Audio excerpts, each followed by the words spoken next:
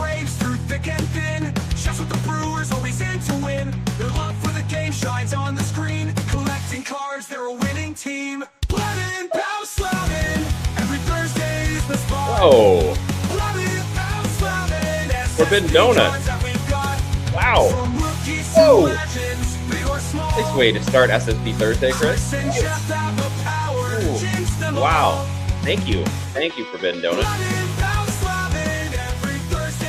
Oh, man. It's been a Thursday, Chris. It has. That bottle was full when we came on the air 30 seconds ago, so look at it now. In all seriousness, this bottle was full at kickoff yesterday for USA Bosnia. So a buddy of mine, we did a little bit of damage. Little bit of damage. That's a Forbidden Donuts right there to help me fill that back up. So thank you very much, buddy. That's extremely generous. Thank you. We got an update from M. Parsons. Croatia scored in the 103rd minute to tie it. No way. That is insane. There was like 10. I saw plus 10, and somehow they went plus 13. Holy hell. When you think Portugal's actually going to get, they finally got a goal from Ronaldo there on a penalty shot just when you think they're through, you're not. Man, wow. This is intense. I love the World Cup. I keep saying this. I love it. I'm very excited. M. Parsons, please keep us updated. And yeah, that red card was absolute BS. Absolute trash. Yellow card, fine. But in real time, there was no intent.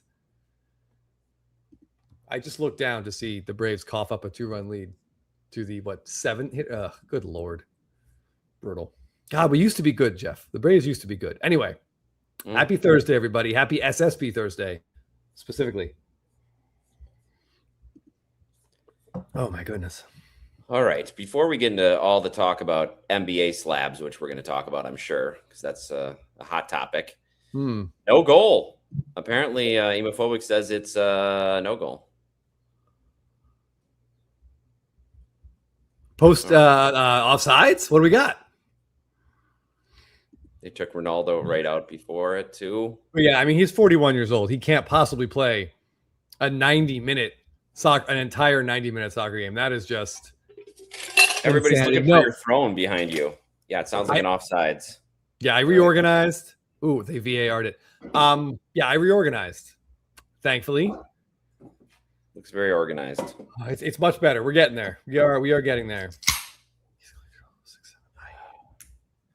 Hold on. I saw a post in here from Yankees Collector 0067, but I don't necessarily remember that.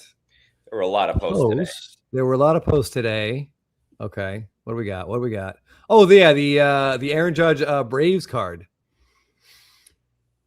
I do both love the Braves, hate the Yankees, and hate A-Rod. So yeah, that is cool that they put a base relic. I didn't share this one, but I did see it. So give me a second. Let me pop it up here because it's pretty interesting. These there we go.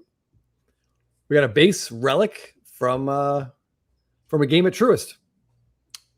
Very cool. All right. Royally Cheese. Jeff made me play pickleball with him today, and it almost killed me. It's an underrated workout for sure. Yeah. I feel like I'm in decent shape. You know, for a guy in my like mid to late 40s, I'm doing pretty well. But that pickleball, I came home and I had stuff to do today, and I didn't get to very much of it, Jeff. Yeah, that's I've discovered that too. Your feet are feeling okay though? Feet are okay. Yeah, that was a concern, but I got nice insoles and inserts in there. Yeah, Jelly wanted to play, and I'm like, listen, I can't. I'm just gonna lay here. Great. Now Jelly's mad at me too. Oh, that's man. right. A lot of shout outs, Chris. Yeah, we do. We have a lot of positive things to say about you guys. This is not surprising. I haven't hurt my knee playing pickleball, but I've actually heard a lot of other things. Also, yeah. Hydration breaks. Have every flight of stairs. Yes, Chris made hydration break joke a few times today, which was great. We did have hydration breaks, and Yeah, unlike it's his angelic aura, M. Parsons. I think it just is this rainbow shining down from heaven. yeah, I don't think it's that. It's probably just sweat like reflecting off of me. Yeah. Yeah, I don't think it's that. Yeah, I don't think it's an angel either. It's got to be something else. It's got to be something else. Yeah. It's a J.J. Abrams lens flare, Jeff. That's what it does is. look like that. Yeah, very, very Star Trek. Yeah. Yep. Yeah, you want to go first or we'll get to Homer Dome soon enough, but yes, a few shout outs. Yep. First of all, shout out to my son Huey, who picked me up this sweet Jackson Churio bobblehead for Father's Day. So in honor of that, I'm wearing my Churio jersey, which thankfully I was sent by a lovely viewer of the channel. So now I've got a matching jersey with Cheerios Timber Rattlers bobblehead. So kudos to him for picking that out. Nice. Thanks to Eric from the Discord. I believe he's Polar Express on the Discord for sending out some awesome trivia prizes, including one we'll be playing for tonight, which is this sweet Roy Halladay. That is very thank cool. you. Thanks for those trivia prizes. And Chris, today, I didn't even show you this yet, but we got something in the mail from Luis. Luis, shout out. I assume one of these is for me and one of them's for Chris. I like those odds. Oh, yeah. We got the Paul Molitor. Yes. With Boomer. Mm-hmm.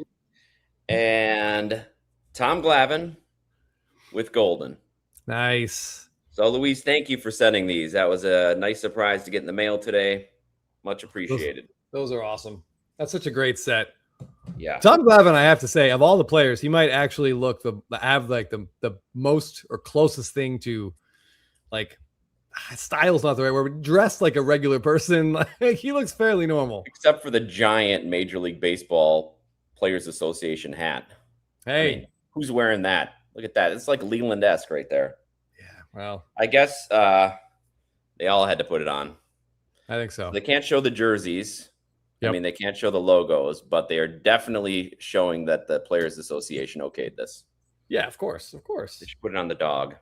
They got to bring that back. Put that in flagship. Do something with it, and they don't make it rare. Like a couple per hobby box. People would love it. People would love it.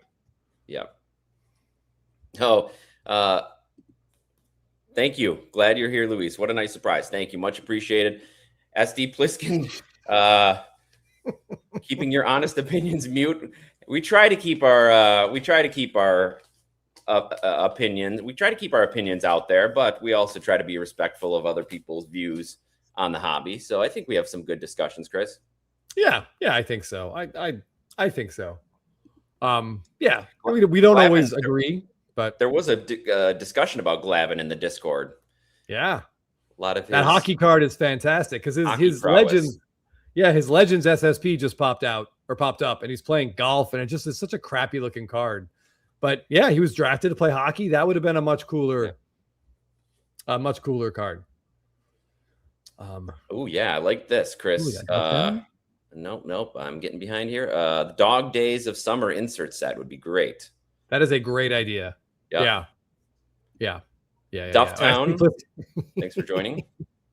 I like SD Pliskin wants to be my official personal burner account. Nice. As long as it doesn't come back to me. Filmington is very good at checking. Somehow he's on routers and IP addresses. Hey, speaking of Filmington, somebody who was seeing the first version of Spitballing this week. Yes, you got to see some behind the scenes. The wrong video was posted. Probably a few outtakes that shouldn't have been on there, but yes, it got taken down. Thankfully, Filmington saw that it was the wrong video up, and he put the edited version back up. But yes, you got a sneak peek behind the curtain. Yeah, it's kind of embarrassing. I mean, we try to run something of a tight ship, and stuff like that will still happen, and it's really frustrating. I mean, I think I had like 3 F-bombs in that little brief thing. I'm like, watching it again and just cringing, like, oh God, that's twice in like 3 weeks we've done that, Jeff. We got to get it together. Got to get it together. All all the hourly pay of $0, really. Right. But anyway, on to more fun things. Don't give up on us, Luis. Starting to side eye. We're still fighting the good fight there. Don't give up on spitballing, please. All right. So got to put the blue. Yeah. I mean, yeah, we're not giving away feet picks for free. That's for damn sure. No one's crazy enough to do that. Okay. The Donner cut. Yeah. Or the Snyder cut. Yeah. All right. I have an important shout out. I posted this on my Instagram today. If you guys didn't get a chance to see it, I will summarize. Al Kaline was my dad's all-time favorite player. And he has a Legends SSP in Series 2. I saw the checklist. I was really, really excited. And before I could even have a chance to get myself one, Jeff, our good buddy Gigi's Cards, Gregory, snatched one up off of eBay that was listed and sent it right to me. And he won't even take any money from me. That dude is such a great guy. So Gigi's Cards, Gregory, if you're here, thank you very much. There it is. This card is great. Yeah, especially meaningful coming out this year, I'm sure, for Chris. So yes, so thank you. Absolutely. Gigi, that was awesome. And as a little side note, I forgot to mention this before, but it can't be intentional. It can't be intentional because it just requires too much. We'll call it fine tuning. Planning. But Al Kaline, my dad's favorite player, is like a year older than my dad. So he's followed his career his entire life. Al Kaline and I have the same birthday, Jeff. Same year, too? Can that be a coincidence? Considering planning back then wasn't quite as efficient as it is now, that would be a lot of behind the scenes work for your parents to make that happen. Yeah, the version of my dad that I know, the older, adult version, was not great with the details, was not detail oriented. So I have a hard time picturing him with a calendar with my mom's like ovulation schedule and him with so they're trying to figure this out. It seems really unlikely, Jeff. Yeah, it seems unlikely. So I think it's just a coincidence, just like your godly light coming down today. Right. Yeah. Oh, geez. Yeah. It's just a pretty funny. And your dad would have told you, as HB Card says, he would have pointed that out. All right. Funny story. I mean, this is a PG-13 show. So we were having some cocktails with my parents, and I forget the setup exactly, but my mom made some sort of joke about how there's something I have in common with someone else, like from the neighborhood, with like another guy from the neighborhood. And I was like, oh, dad, like, maybe you're not my real dad. And M. Parsons can verify, she was sitting right here. My dad says, oh, no. I worked very hard making you. So, yeah, okay. I think M. Parsons just got up and walked away, but it was that. So maybe. Yeah. Maybe the hard work, Jeff, was the math. That's what he was referring to. Yes. Yes. Ovulation schedule. If you had that, congratulations. You've already got it 16 minutes into the show. Yeah. And if you had that, that's a double shot of something. I think you've got to really reward yourself for preparing that hard or that well. Yeah. Jeez. SD Pliskin just given an update on 12 Junior Caminero cards on his watch list sold today. Sucks having limited funds. Yeah, he's really been on fire. He's no Dansby Swanson, but he's been one of the hottest players in the league. Yeah, he's homered it feels like he's homered every day for over a week, Jeff. Yeah, I know it was at least 4 in a row. Then I don't know what happened, but good Lord.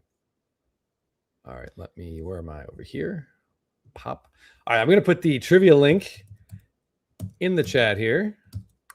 There we go. And we're doing something special for trivia. It was a request or suggestion from the chat last week. What are we going to do, Chris? Yeah, so we are going to give the first place will get a prize as always. But then Jeff and I, before we run this, Jeff and I are going to pick a random number, and whoever gets closest to that number, whether you're above it or below it, is going to get a second prize. We'll get a consolation prize. Yeah. So we got a nice batch of cards sent in from Bazooka Tom, who's been a friend of the show for a while. So in hopes in hopes, Jeff, that giving away this card will get him going. We are going to give away a Ginter Gold Refractor of Austin Riley. Look at that. Yep. So we got 2 golds. And this one, Eric, I just saw you here. So thank you for sending these in. This will be the main prize. Although I guess if you'd want the Riley instead. Mad City Brew here. Yeah, pointing out that, if you guys did not know this, there are 2 Max Muncies currently in Major League Baseball, and they both have they both have the same birthday. Different years, but the same birthdays. Or Griffey and Stan Musial. Same town, same birthday. Yep. Different years. Yeah, Griffey isn't even the best outfielder from his hometown. How insane is that? From his little hometown. Yeah. All right. Yeah. So get into trivia, please. And also shout out. Thank you for those of you who have used our code here, the QR code, as well as the code, which should be in our description when you're buying cards on eBay. Again, last month we had our best month ever. So thank you for supporting the channel without having to do anything except that. Much appreciated.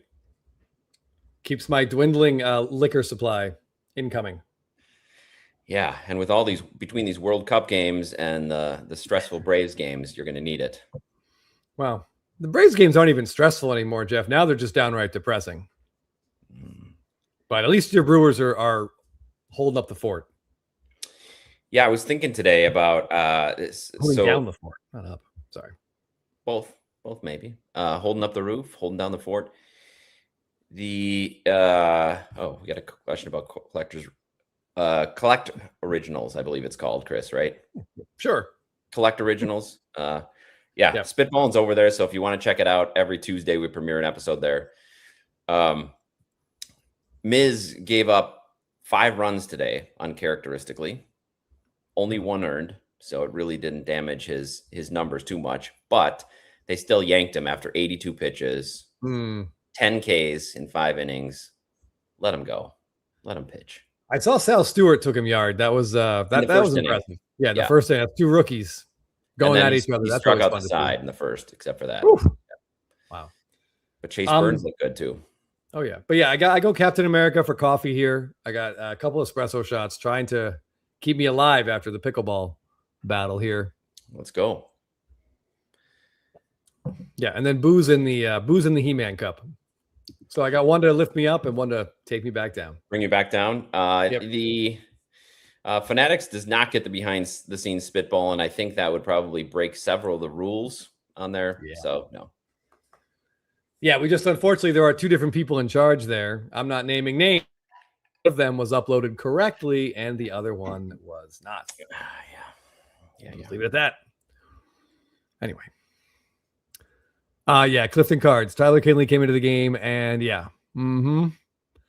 Clifton, a lot of this Brave stuff was smoke and mirrors. Yes, if anyone looked at this roster and thought, Mike Yastrzemski and Dominic Smith were going to buck trends and career years, that just seems extremely unlikely. What they really, really needed was Austin Riley to not be one of the 10 worst players in all of baseball. That's killing them. Acuna's injury was unfortunate, both of them, and Baldwin. And now we're without Strider. The rotation is Chris Sale, and how many rainouts can we push to August? So it's held together with Tatters right now, by Tatters, and we'll see what they can do, because the Phillies are healthy and playing the way everyone thought the Phillies were going to play. Yeah, they turned it around. The other team that we thought could be decent in that division has went the other way completely in the Mets. Oh yeah. So, demand here asking how worried. I mean, I don't even think worried is like. It's just at this point, it kind of is what it is. Like I don't think worried. It's just like acceptance at this point. Like 2023 Acuna might be gone forever. I don't know. We really thought after he came back last year and played great that we would see that version this season. It just has not been there. Jesus, we are just getting absolutely killed by this terrible St. Louis team. And he just can't put it together, Jeff. Just has been bad offensively, like way below his standards. Yeah, so, it's hard. Who is he going forward? Know what we're gonna see out of him. Man. I don't know, but at this point, they're gonna have to baby this injury, take it extra careful, and hope that he comes back, start the second half, and maybe he can do what he did last year in the second half. But I don't think we could ever. Unfortunately, he's going to be like the Venezuelan Mike Trout. I don't know if we can ever expect 150 games out of him. But if we can get 120 that are really good, that's great. But this is a at good this comp point, here. we're staring at like 100, and they're not even that good. Yeah. Oh, Gigi's welcome. I saw you joined. We were saying nice things about you a little while ago, so I'm going to make sure that that gets deleted before we post this up. Yeah, retro causality. I'd like to think. I mean, at least that's only a couple hamstring tweaks. I don't know. I will say that a member of Spitballin' in last offseason, Scotty bought a Dynasty 1 of 1. And then before the season started, I believe he flipped it to Phil. So I think that was the cause. That was the thing that did it. But Teapot's the only one so far free of the Acuna curse. Yeah, more worries. Jeez. Oh, yeah, sorry. HP cards, I know. You're not terrible. You're not terrible. This is just kind of embarrassing what we're seeing. At least for me. For you, it's great. If you're a Cardinals fan, enjoy it. Yeah, Card Dad, it is very similar to Buxton. Absolutely. Another guy that looked like we may never see a full season. And I think we're seeing it now, Jeff. Buxton is on fire. He looks great. Yeah, except he's day-to-day again. Every other day, he's day-to-day. He's going to get 130 games. Yeah. One more shout out. Brian from True Cards. Well, actually, the company's called True, but I don't know what it is beyond that, Chris. True. Are we talking about these holders? Yes. Oh, yeah. Here, I'll tilt down. Look at this thing. A member of our Discord sent us a couple of these to play around with, and they're awesome. So they made PSA holders and regular holders, but they're 3 pieces. They're simple enough to take apart. So if anybody's looking for a good display option, all magnetic, they're really cool. So Brian, thanks for sending these out. They also have the ones for non-graded cards that fit 1 touches. So I got my 52 Transcendent Trout in here. But they're really cool. Yeah. So very cool. So if anybody's interested in card displays, we'll put a link down in our description. But thanks, Brian, for sending these. These are really cool. It's a great way to have our cards out without them falling, because typically I'll show you what I use. These to hold up the card, and they don't really work. Yeah. So well done. Yes, these are made well. Easy to move around, take on and off. You can put them horizontal like Chris has with the Ohtani. So Brian, thanks for sending these. These are awesome. True by design. Good work. Yeah, you're right to take nice eBay pictures. Yeah, I bet they do. Curator, I have not yet, but at this point, it's like a bi-weekly system of just taking him off my IL and putting him right back on a couple days later. Yeah, he's just bouncing around. 7-day IL, 10-day IL. With like all sorts of injuries too, Jeff. Yeah. Like he's just running the gamut. His legs, his back, his head. It's too bad. It's really too bad. These they seem really durable. The design is really good, Cosmo. And Brian said they're continuing to tweak their design, and it's good. I wonder if I can put. Can I just throw their website in here? Will that work? Yeah, as a sure. link? I see some people commenting. Yeah, you can 3D print something similar. These have like multiple parts and magnets in there. So, I mean, again, we're not getting anything out of this. Gentleman sent them to us, and they look good. So, if anyone's interested, Jeff will share the link. We'll put it in the description afterwards. Yeah, this is a better link. But yeah, they're kind of cool. Don't put any autos in there. We don't want our autos fading. There's definitely I wouldn't use it for autos, but for some cards, especially if they're already in cases for protection, it's a pain with the stand-up displays. They just fall over all the time. So this is a nice alternative. Nice. Yes, they rotate. The front part comes on and off. It's separate from the actual base. The base is this nice solid chunk, and it's hard plastic is what they're made out of. And this comes on and off. Everything's magnets. It's pretty foolproof, and we're foolish, so we would know. Forbidden Donut, fantastic analogy, Jeff. Mr. Burns, Homer's boss, goes to get his annual physical. It turns out he has every illness, but every single one possible, but they're all in balance in him. So it's like keeping him, he's living longer than he should because all these viruses are keeping him alive. It's similar to Seager, except he's not getting that benefit. It's like the direct opposite, right? Everything is almost keeping like- him off the field. Yeah.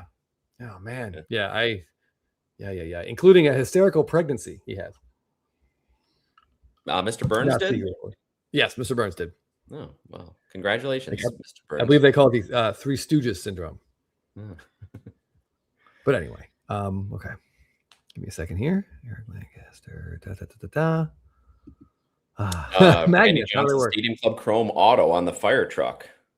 Yeah, it's got to be the one on the out of the paper set though, not the standalone Chrome set. Sadly. Yeah.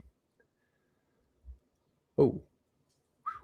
So if you guys, I wanted to. It's SSP Thursday. We will get to some cool cards, but I want to talk about one in particular that's pretty timely, and it was posted in our Spitball and Discord here. Let me grab it if I can. I have a lot of tabs open, and they're really small, and my eyes are not great right now. Here we go. Okay. Yeah, this one came from a gentleman called Champ in the Discord, and I want to know. There was talk about. There we go.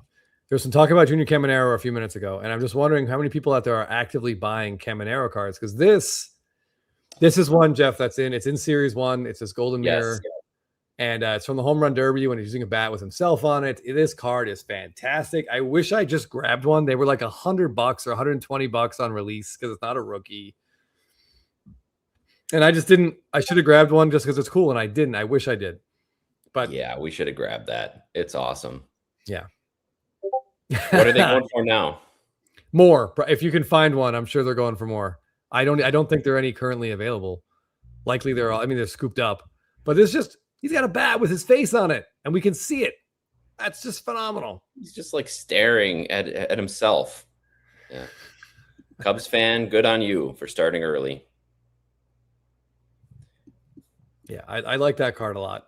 It's one of my. The more I see it, the more I like it. B Rich Sports Cards, an incredible Gold Mirror Auto. Absolutely. Oh yeah, an update. Yes, Listing I was going to say it sold for $175. Yeah, there you go. Yep. I haven't seen someone trying to do the Golden Mirror set, Jeff, but we do know a gentleman or have seen someone trying to get the Golden Mirror Auto set. All 40 or 41 cards, 40 or 41 cards, and he's done it. Ohtani. Yeah, he's done a hell of a good job on that. Yeah, but a couple like the Aaron Judge, I've never seen it. I've never even seen the redemption sell. He's looking for a Matt Olson too. Apparently, I never saw the Matt Olson, Jeff, but I guess 2 or 3 redemptions sold late last fall. So, yeah, we're gonna have to do a video on missing Golden Mirrors and Golden Mirror Autos because some out there just haven't appeared. Yeah. Ha. Yeah. I miss. Oh, there's some great Mr. Burns quotes here. When he tells him he's got all these diseases, Mr. Burns is like, "Are you sure you haven't just made hundreds of mistakes?" Which is a great line. So you're saying I'm invincible. All right. Demand. Am I still down on Yastrzemski? Yes. I was down on him the moment they signed him. They didn't need him. I made more about what a piece of trash Profar is. So they needed a left fielder, but I can't play. Yaz cannot play every day. He just can't. He's simply not good enough. So not well. Left fielder, anyway. Not well. No, you're right. He physically can go out there. I mean, I could physically go out there, but it would hurt the team exponentially. But yeah, they need an outfielder, ideally a right-handed hitting outfielder, and there just aren't very many of those these days, Jeff. Not on the market. Nobody wants to get rid of them. Amari Smith, you could have done worse. If you were picking, say, between Caminero and Skeens or something, for instance. So Churio missed that first little bit of the season, but since then he's been gangbusters. So I don't think that's bad if you have some Churio in your collection. Yeah, I mean, just because one of those two guys homered in like 7 straight games doesn't mean the other one's bad. Churio, remember how they're both very, very young, but I like Churio long term. Yeah, I've been threatened and like with legit bodily harm, so I haven't bought any Churio cards. I don't want to be responsible for anything that happens to him, but I like Churio a lot. This is a great question for Bindona. I don't know how aggressive they'll be. They have an absolutely stacked minor league system with the new Baseball America. I think they've got 9 of the top 100 and a could have even more. They are absolutely loaded. I don't know how much they'll want to give up on a rental, like somebody like Skubal. But if it means a real chance to win, if you put Miz, Skubal, and Harrison together, Woodruff, that's pretty nice. So I don't know how aggressive they'll be. They need another bat for sure. So they'll probably go that route. They're probably going to start bringing a couple of these young guys up, which they already have. They brought Cooper Pratt up to play. I don't know how aggressive they'll be. I guess it's looking more and more likely like we're going to have a long lockout starting next year. So it depends how teams view that. Are they going to go for it or are they going to wait? Man, I want you guys to go for it. I want the Braves to go for it, but every day it's like another piece they have to get. I think you got like Skubal should go to either the Braves or the Brewers. Like a left-handed starting pitcher. Do you want to get out of the National League? That's what you need. Yeah, there's Like, talk about the Yankees too for Skubal. That would be interesting. But yeah, it would be great to. Listen, that doesn't make a ton of sense, but I mean, it's Skubal, so I guess he makes sense for everyone on some level. But you want to beat the Dodgers, you got to go through Freeman and Ohtani. You want to beat the Phillies, you got to go through Schwarber and Harper. The Braves have Matt Olson and sometimes Drake Baldwin. So left-handed pitching is going to be really, really important. The Brewers can go Miz and Skubal. Those Dodgers, yeah, you need lefties against those Dodgers. Oh yeah. This is an age-old question, Stadium Bodega. He'd be winning his 18th MVP somehow this year if Chris didn't own any of his cards. He has looked great. Sonny Gray, that's a good call, and they should definitely deal him. So that'll probably happen. And Chapman and Contreras and anyone else not signed through into 2028, I would think. Yeah, Michigan Cards and Graphs, Tigers aren't out of it yet, but I don't think they just want to let Skubal walk for nothing. So I'm guessing that they are going to deal him. I don't know, though. Yeah, hold on. Donut thinks the Royals are going to move Witt. I can't see that happening. No way. Pay that contract. They're going to have to pay a lot of contracts moving forward if this new CBA gets signed. Yeah, they're going to have to pay somebody. Might as well pay Witt. The the Milwaukee success, Stearns, it looked like it was a lot of Stearns. There was a nice organizational setup when he came, but he seemed to galvanize things. And I didn't fault him at all when he wanted to leave. He was quoted as saying he wanted to play in a bigger sandbox. I totally get it. Completely understandable. But either he just is out over his skis or maybe the organizational effect had more to do with it than any of us realize, because Matt Arnold is like the 2-time executive of the year. Their pitching lab is doing great. The way that they're signing young players both and developing them, it's a very solid organization. And I bet Stearns is thinking back, wishing he didn't leave, although he's richer. So. Oh yeah, he's making a lot of money, and all that money is guaranteed for him. But it's hard to have a worse offseason as a GM than what he just had. I think you're bound to get lucky once, and a worse season than with all those people. Did you see that meme going around on Instagram today, Chris? And it had like I don't even know who it was. There were like 4 or 5 of the Mets highest paid players. Making some series of millions and saying they're infield. Yeah, -4 WAR, and they had Bobby Bonilla making $1.5 million this year at a 0 WAR. So Bobby Bonilla is actually more valuable than their entire infield. That's that was really funny to see. I was explaining that to Huey. He enjoyed it. Yeah, I mean it's insane. And Soto just keeps plugging away, making bad plays in the outfield and just hitting. He may not sniff the postseason again for a little while. For Bendona, I'm sure they don't like it, but at the same time, like Chris said, if anything remotely close to what the owners want passes, they're going to have to spend money. So they might as well spend money on a proven quantity and somebody who the fans like and brings people in than have to go sign Marcell Ozuna for $20 million a year. It just seems nuts. If they were to trade him, I think they would lose 80% of their season ticket holders. I think that would just be it. Agreed. That might be it for baseball in Kansas City. Yeah. But that could be over dramatic as well. Michigan Cards and Graphs, I chuckled at that. Wanted to say that. Yeah, that's of course, yeah. Yeah, I saw this and I definitely chuckled. Okay. Yeah, Curator, right? And Nimmo was like a fan favorite too. Like it's like David Stearns made it get rid of the players that really seemed to give that team its identity, like Nimmo and Pete Alonso. And or less than they probably were making. Alonso wanted to stay there and was willing to take. Yeah, it was bad.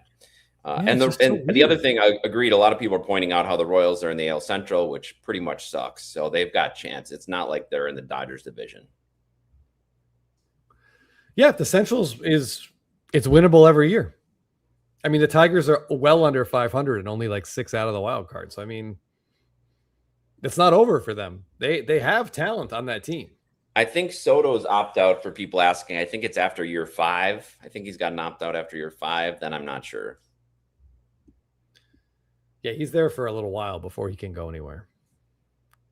And if anything with this collective bargaining that they're close to get signed, he's not leaving. Yeah. There's no way he gets that contract. Did you read some of the Schilling comments? It's basically sounds like the players, the former players, the current players, no one's willing to bend at all, and it's gonna be ugly. It's not gonna look good for the public. No.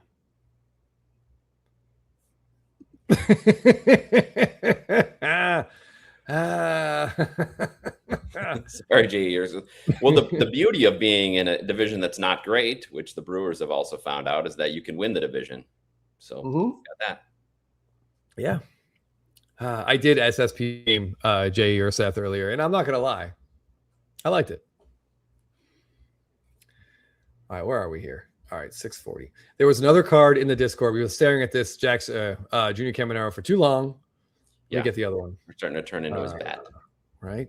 Where is it? Here it is. Okay, what was the other card? Oh, yeah.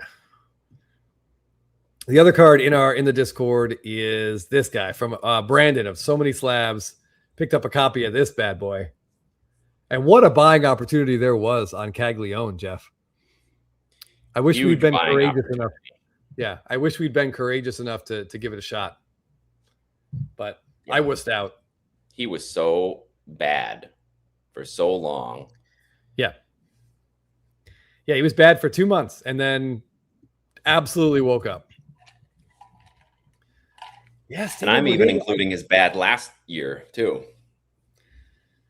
I mean, Alonso was just consistent.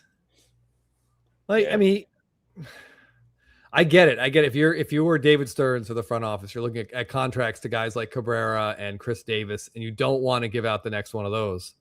But the fans just loved him, and he loved playing him, and he doesn't. Good point, Evan. He always plays. He didn't seem to want.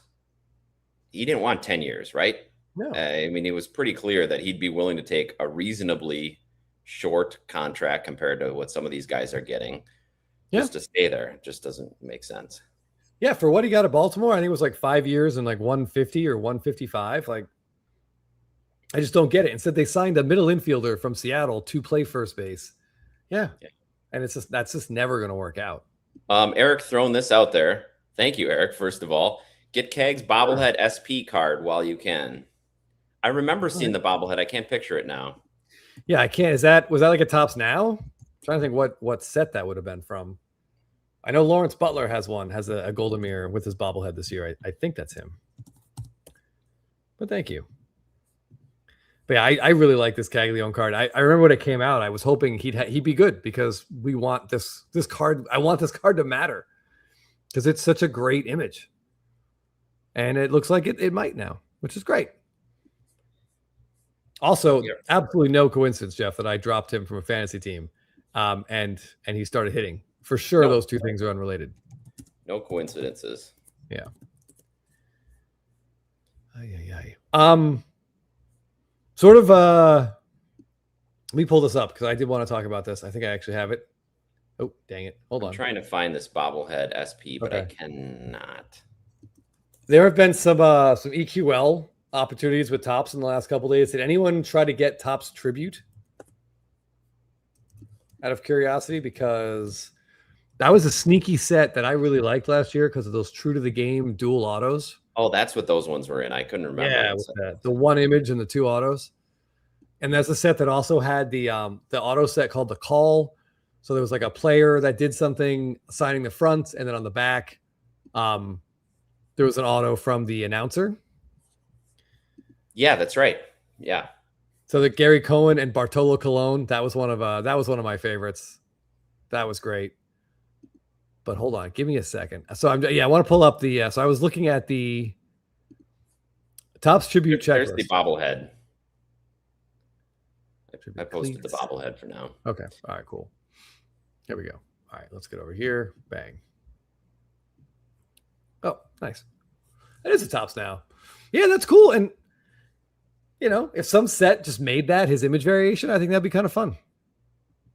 I would like that a lot more than Caglione walking into the ballpark, Jeff. Agreed.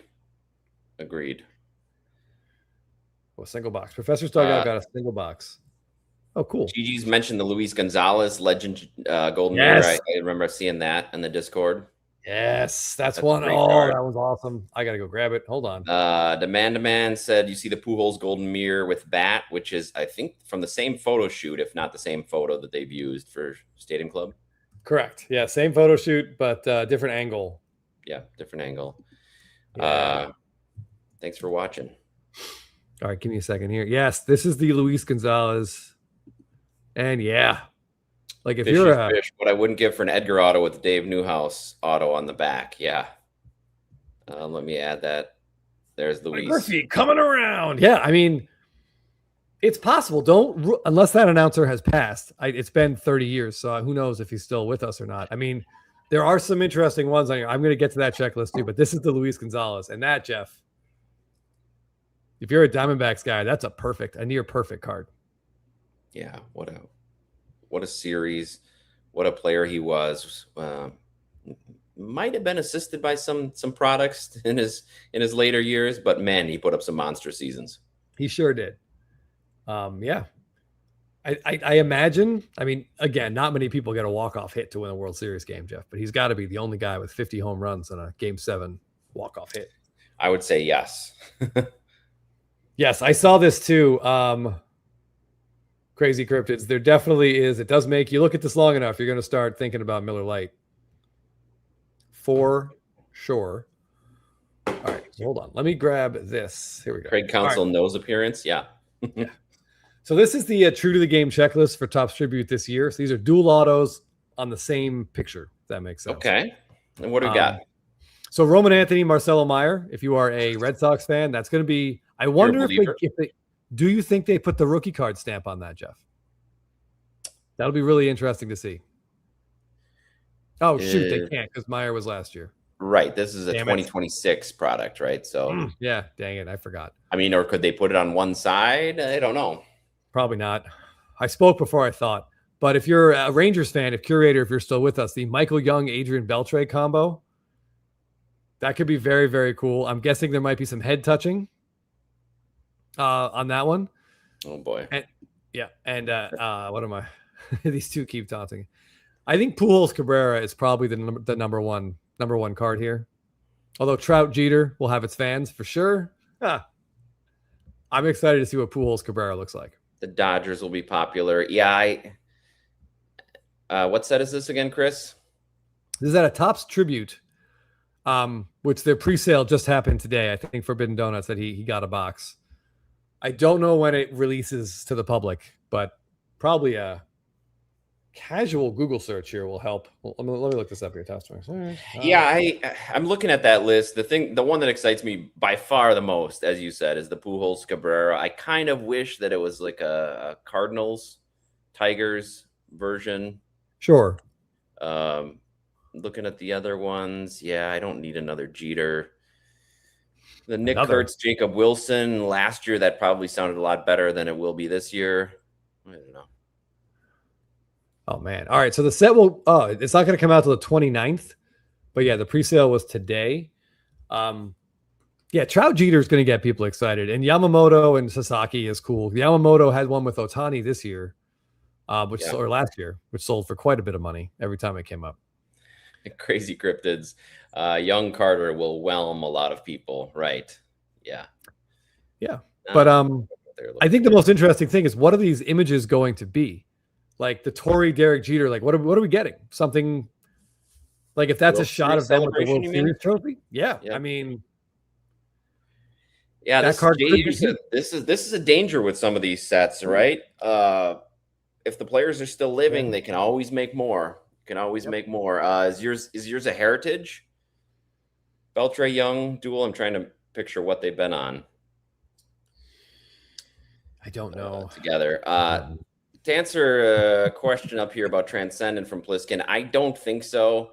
I've got a couple, as you saw. I've got that Trout Transcendent. I just don't think they're popular enough for people to know about or care about. There's some really cool ones. I have a couple, but you're right. Nobody's buying the box. I just think they're kind of an afterthought for most people. Yeah. By the way, Evan G, this would be absolutely hilarious. The Bobby Bonilla, Steve Phillips dual auto. That would be great. This is another great comment. Anthony Meyer will be like Forrest Gump and Lieutenant Dan in the hospital. Yeah, Mari Smith, the EQL might have been Tuesday. It was sometime this week. It's been a hell of a week. I unfortunately, I did not even try to enter this one. I probably should have. I bet it was expensive, but these cards look cool. So I was perusing this checklist, Jeff. I wanted to see what the announcer duels were. Yeah. And they don't have them anymore? Oh, they have them. There's 2 on this checklist. Ooh. That have me pretty excited. Somehow they took a time machine and got a euchre one. I'm very excited about this. There's one that you're not. A euchre Robin Yount one, maybe? No. 3,000 hits. Okay, let's see what we got. Here we go. Calling the shot duels. The Joe Buck, of course. A lot of Joe Buck. Joe Davis. Ooh. So there are Don 2 Freddie Orsillo? Freemans on here.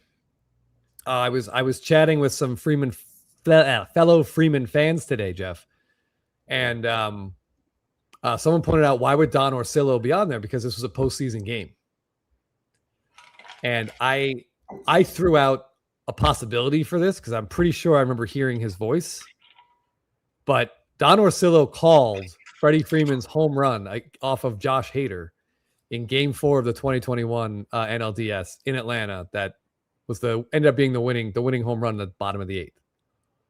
So if there's if there's an image of that with both their autos, I'm gonna really, really want a copy of that. And is it possible, Jeff, the Joe Davis one could be the Grand Slam? It's got to be. I think it's got to be. And would they give us? Are they done here to be pitching? Are they done the image? To be bit? Would they use it for that? Yeah. I don't know. But needless to say, I already have eBay save searches up, even though we are almost 4 weeks out.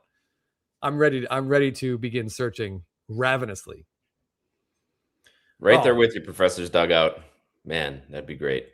That would be very cool. Any euchre call, like he said, he's got some amazing calls. I almost wish they'd started this set 10 years ago, Jeff. I was just gonna say that. Yeah. Yep. Tim McCarver, Deion Sanders duel. That would be great. You're a man.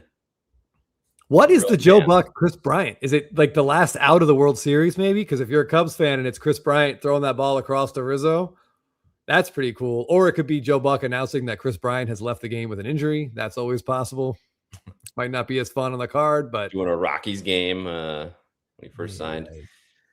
Jeff, I know Joe Buck is pretty polarizing, but he's in a bunch of episodes of Brockmire, and he's very self-deprecating. So that show made me like him. That's good. And stuff like that always gives you a new perspective. Yeah. Is this the tribute tandem duel, Chris? If you scroll up. Sorry, I'm sorry. Yeah, curator, I've literally just cropped out the one piece of information that you want. Sorry about that. This is called Calling the Shot. All right.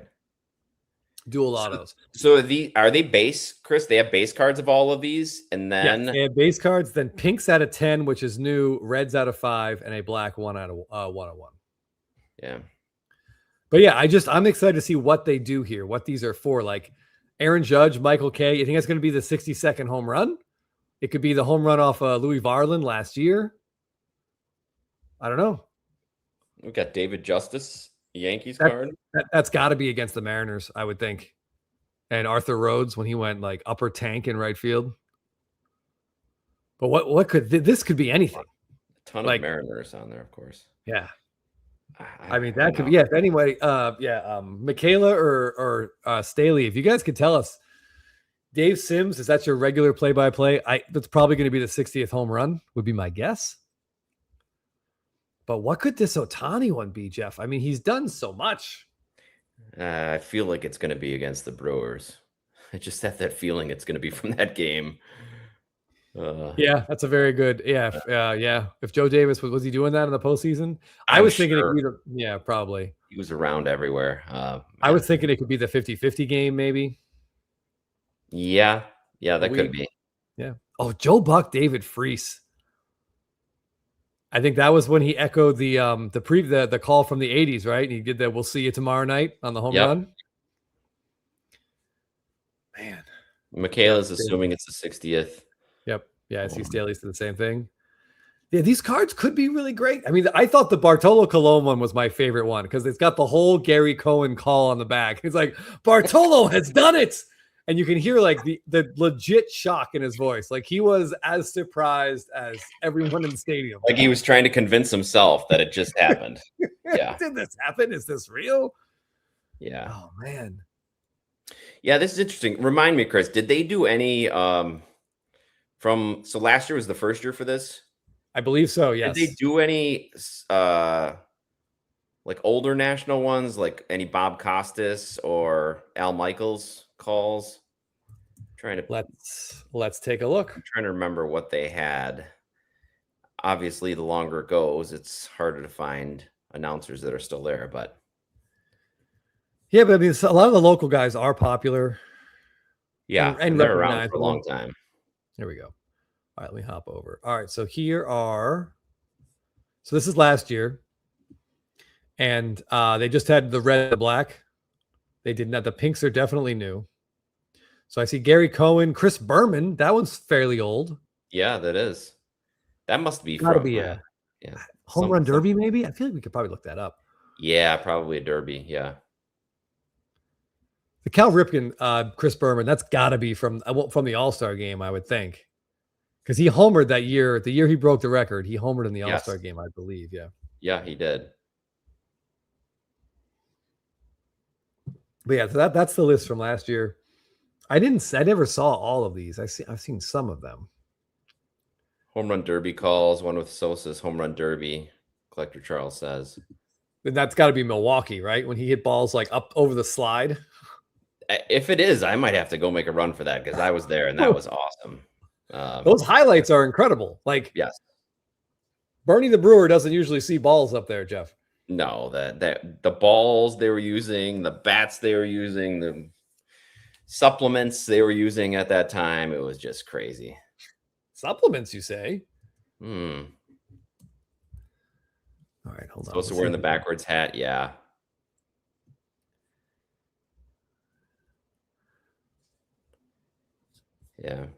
Yeah, it's a great idea. Love the idea. All right, I'm just trying to so last year there was an Aaron Judge on the checklist here. And yeah, so the one last year with Aaron Judge and Michael Kay, that was home run number 62. So odds are we're not going to get the same one again. Hey, odds are Day is joining us. Oh, nice. On his favorite Joe Buck call. Oh my God, Jeff, we are idiots. Obviously, this was going to be the Cal Ripken Jr. card. It's a little not the best lighting here, but he set the record, and then we got Chris Berman calling it because it was on ESPN. Sure, and he was riding around the track in his car. Yeah, that makes sense. I'm looking for the Sosa. Okay, this is the McGuire had one with Chris Berman. Is that also the All-Star game? I can't read this. Yes. Yeah, so the McGuire, I'll pop over here. The McGuire from last year was during the home run derby. Of course it was. I mean, look how his hand it covers like the barrel of the bat. It's so big. Just outrageously large. I didn't know that steroids can make your hands grow. Yeah. All right, we were looking for the Sosa. Let me see if I can find it real quick here before I don't want to spend too much time on it. Sox fans is one in Boston. Is that the Ted Williams Yes, game when they cruised him out there? that was pretty cool. Yeah, that was 99, I want to say. Yep. All right, here's the Griffey. You'll have to just excuse the fact that it's vertical, but that is pretty much exactly what. Yeah. Yep. That's backwards very cool. hat, tongue sticking out, home run derby championship. Yeah. 96 was that? This one is 98, but he won 2. Okay. Yeah. I mean, that's just a beautiful card. And then we got Chris Berman on the back. They're asking a cool 3,700 on that one. Ooh. Probably have time to. They can't even fit Chris Berman's name in the title there. Oh, here we go. All right, I found the Sosa, and I think that's what it is, Jeff. Yeah. Yes. Yeah. Sure is. Look at that Brewer jersey on there. Look at his neck. I mean, I can't tell. It just goes from his shoulders to his head. Oh my God, he was huge. Good Lord. Yeah. They probably had to cut extra holes in the sleeves. I mean, his shots he was hitting. I was sitting in the upper deck, and so I got a good look at some of those. They were just. Yeah, I assume you were still looking up. Yeah. Huge autograph, though. Look like the autograph is also on some supplements. Yeah. But yeah, as someone pointed out, Jeff, that's a $275 card. That's for the memory. You might have to look into that. It's Yeah. out of 50. Yeah, I wish I could have been that close there, but I remember that. So, man, I never thought I'd buy a Sammy Sosa card, but he does look like a linebacker, SFO. He really does. Yeah. And one that would absolutely just crush your spine. Yeah, that is no joke there. I think tonight after we get done, I'm going to have to go on YouTube and check out some of those clips again. Oh, yeah, they're really good. If you can mute Chris Berman, they're even better. Oh, got it. Maybe a cork bat and juiced balls for the linebacker from the program. Right. So you guys would not know this, but Jeff's number one exercise is farmer carries. Jeff can carry 45-pound plates for like an hour and 10 minutes. I imagine Sammy Sosa could do it, Jeff, for like a day and a half. He'd just be like, he'd need to take breaks to go to the bathroom. That's it. Just going about his daily routine, just carrying the weights, doing his errands, like playing with his kids, but he's just got 45-pound plates in each hand. I mean, this doesn't exactly do it justice, but his forearms were enormous too. And he wasn't nearly as tall as McGuire, but he sure packed the same sort of bulk into his frame. He sure did. I would love this, by the way. Hold on. Michigan Cards and Graphs. If they could use metal bats, but you got to get the kids off the field. You couldn't have anybody on the field. No. Nobody. No kids, nobody. And you just have to. A lot of people could be set up outside the stadium for sure. Oh, yeah. Even like the first couple rows, and depending on what stadium it is, like imagine like, oh, Jeff, metal bats, and they do it at Coors Field. Oh, jeez. That would be amazing. And like you have to be in the concourse. Like you can't even be in the outfield. You'd have to clear the seats. Yeah. Those would be coming in like 130 miles an hour off the bat. It's insane. Yeah. So we'll check back in with Topps Tribute and Forbidden Donut. If you get your box and you decide to open it, we could, if you want to record it, like we'd love to show it because I think it's a relatively small box. It would go quick. And if you get any of these autos or any true to the game autos, please like send us pics so we can share them because I'm really interested in this set, to say the least.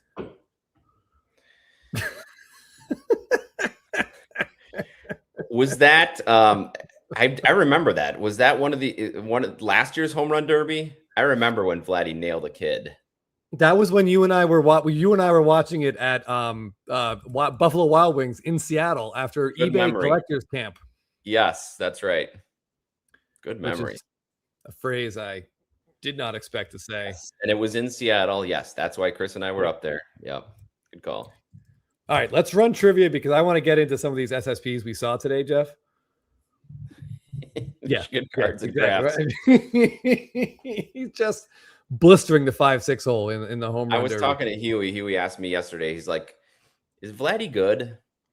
And I said, "Well, he's only got 4 home runs, and he couldn't believe that he has 4 while Schwarber has 30." I said, "Yeah, Dansby Swanson hit more home runs in like a 36-hour span than Guerrero's hit all season. He sure did. Sure did. I don't get it. All right, so hop in there, Jeff. Let's pick a number.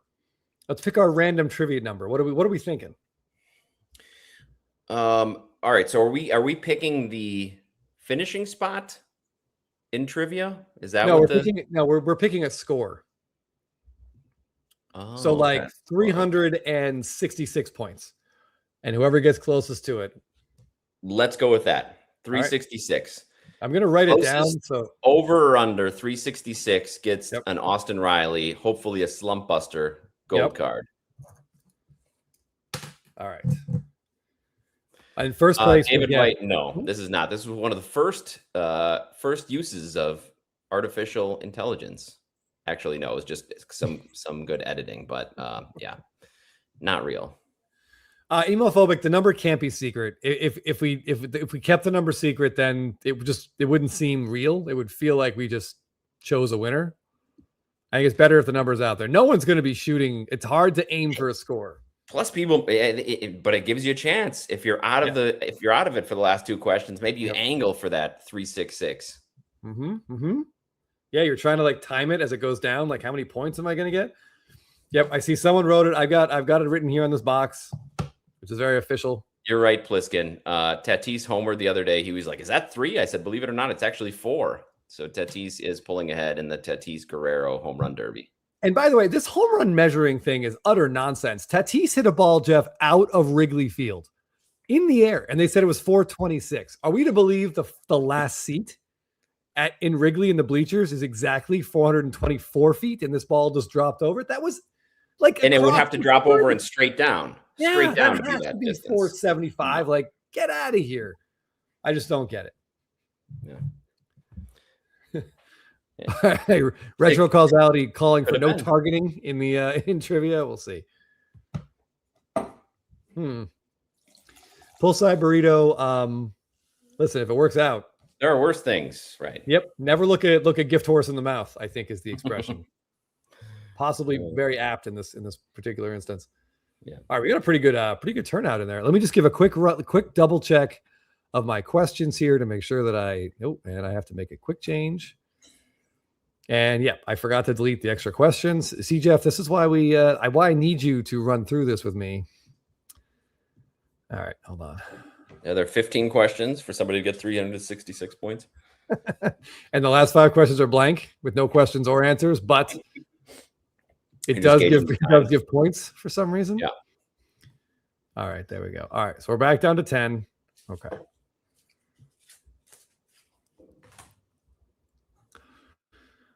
Okay. Yes. Okay. We need some Klesko's tonight. I'm not sure. Having not seen these questions, I don't know if a Klesko's in there. Yeah. There is no Klesko question. I can tell you that, guys. All right. We got 75 people in for trivia, Jeff. Are you ready? What passive aggressiveness? Let's go. Okay, here we go.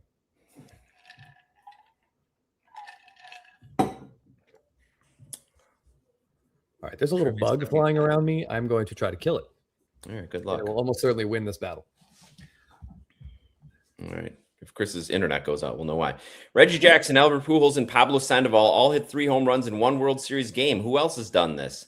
Babe Ruth, David Ortiz, Lou Gehrig, or Johnny Bench? Who else has hit 3 home runs in one World Series game? Pablo Sandoval seems like the outlier on that list. 50% of you said David Ortiz. The correct answer is Babe Ruth, 14%. Yeah. Kind of a tricky one. He's done it twice. Who is the current Major League Baseball leader in Ks? Is it Christopher Sanchez, Shohei Ohtani, Jacob Mizorowski, or Cam Schlittler? Schlittler got schlit up the other night. Yeah, kudos to Detroit for just taking it to him in the Bronx. Yeah. Trying to give somebody else a chance. Well done. 54 of you, 79% knew it was Jacob Mizorowski. I believe he has a 20 strikeout lead over Christopher Sanchez now. Man to man was wanting to get to it, and he's taken the lead. He's taken the bull by the horns. What team's players are featured with the World Series trophy on 2016 Topps opening day Super Short Prints? Giants, Royals, Cubs, Red Sox. Very long way of asking who won the 2015 Who won the World Series in 2015? We saw a few of these cards today, though, so I was trying to reference it. I think, and somebody mentioned in the chat too, there's one specifically we hadn't seen pretty much Very ever. excited to talk about that one. Demand to Man, Evan, and Crazy Cryptids on the podium. Who got cut off this Paul Mahler Series 2 Legends super short print? It was it Raleigh Fingers, Ben Ogilvy, Jack Morris, or Robin Yount? Doesn't look like the same color as Ben Ogilvy, so I'd narrow him down. I was at a Brewers, Jeff. Yeah. Correct answer is Robin Yount, of course, as I'm trying to get my Paul Molitor card out. There we go. All right. No one's past 366, Jeff. All right. It's still in target. The Riley's still in play. Who didn't get a rookie short print in 2026 Top Series 2? Was it Kevin McGonigal, Connor Griffin, Carson Benjay, or JJ Weatherholt? Who did not get the rookie short print?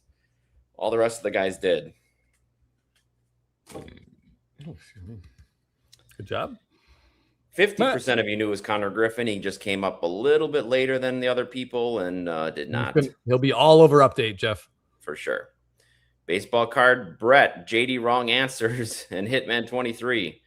Which 80 star got the rated rookie designation in 1984 Donruss? Don Mattingly, Joe Carter, Darryl Strawberry, or Tony Gwynn?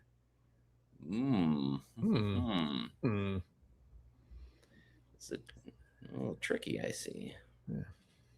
Oh, well spread out. Wow, very spread out. And 23% of you got Joe Carter. Cubs farmhand got the rated rookie. That's right. In 1984 before he made his mark with the Indians. Hitman 23 knew it. What set has Jackie Robinson's rookie card? 1948 Bowman, 1948 Leaf, 1949 Bowman, or 1952 Topps? Which is the rookie card, the official rookie card for Jackie Robinson? Wow, 59% of you knew it was 1948 Leaf. Well done. Big card. We should have one, Chris. We should. Hitman 23 in the lead. 415. He blew right by. Hey, SD Pliskin, you don't do anything. You're right on it. What pitcher gave up Freeman's 18th inning walk-off homer in Game 3 of the 2025 World Series? Was it Jeff Hoffman, Brendan Little, Max Scherzer, or Chris Bassett-Hound? Which one of those? Jays? I'm very curious what this is going to look like, Jeff. Pretty spread out. Okay. Look at that. Brandon Little. 36% of you. So still the highest percentage picked Brandon Little, Dave's Braves, Didi, and Hitman 23 at the top. What's the only non-Yankee team to win a World Series between 1996 and 2000? Was it the Marlins, the Braves, the Blue Jays, or the Phillies? They were on quite a run there, Chris. They were. It helps when your best relief pitcher just doesn't give up any runs. Yeah. That's a good help. 67% of you, 2/3 knew it was the Marlins. Brian, you had to get to the quiz by joining via the link that was posted. Yeah, there was a link in the chat. Who will USA play in the World Cup round of 16 on Monday? Is it the Netherlands, France, Belgium, or Croatia? Little football question. Yep, I told you guys, one World Cup question until the tournament's over. Yep. All right, good job, everybody. People have been paying attention. Well done. 85% of you knew it was Belgium, who was kind of lucky to get there. That's tough. All right. It was a tough trivia, they noticed, Chris. All right. Third place, Hitman 23. Well done. 520 is a very solid score on that trivia. Michigan Cards and Graphs right ahead at 527. And winning the Roy Halladay is DD. Double D. I mean, that's a new champion. That's the first time, Jeff, we've had a non-repeat winner that changed his name. But DD, let us know who you are. Let us know if you're really Clean Cards 5. Yeah, right. So send me your address, DD. You can send it to me or Chris on Instagram, either of our accounts or the Blabbin About Slabbin account. Send us your address and we can get this in the mail. Congratulations. It's Dalton Dale Dalton Dale, congratulations. Congrats, Dalton. All right, shoot us a message on Instagram, My Favorite Cardboard or Baseball Card Addict or the Blabbin' About Slabbin' Instagram, and we'll get that out to you. Now, More importantly, Chris, Jeff. is that Cardboard Showcase?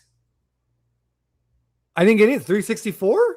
Cardboard Showcase, of course. Hold on. Let's get it back. We have to let it cycle through again, I guess. I think it was. He was 2 it was under, and then there was somebody was 3 over. I saw that SD Pliskin, Jeff, was sitting at 367. Yeah, I think he was trying to win. I think he kept going. Good job, SD Pliskin. I like that. No tanking. Yep. Oh, well done. Only second time playing trivia for Double D's. The Double Deuce. Nice little Roadhouse reference. Yeah. Yep. Cardboard Showcase at 364. All right. Hemophobic just missed out at 369. All right. Cardboard Showcase. I will get this off and Riley off. That's awesome. It is fun to see a new winner. Yeah. And Cardboard Showcase. Hey, Cardboard Showcase. Make sure you put in your next PSA order as well. Oh, absolutely. This will be the 110 you get out of your PSA order. Jeff, that's mean. It's the wound is still fresh for him and us, but it's fine. But yeah, this card is very cool, and hopefully, Cardboard Showcase, you'll be a little good luck for Austin Riley. You know, maybe, yeah. Bring him some luck. Yeah, he needs it. We all need it. All right, trivia was fun. Congrats to Double D's, the Double Deuce. All right. The Double Deuce.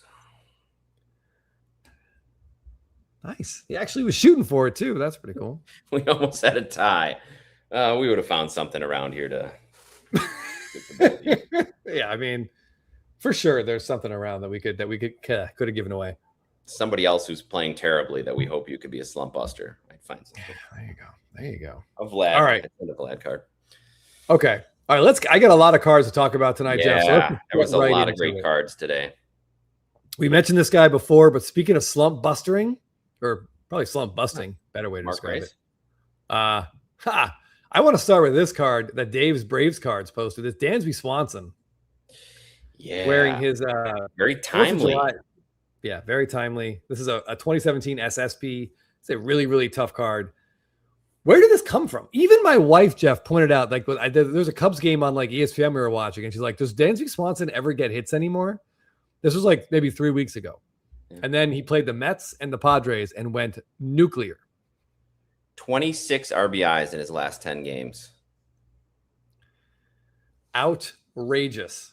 Yeah. Absolutely outrageous. So good for him. I love Dansby Swanson. I will always love Dansby Swanson. Always excited to hear good news, see good news for him. I enjoyed the highlights of his 3-homer game. Yeah. And they started working real fast, Jeff. Yes. He was hitting 190. He's like, shoot me up. Let's go.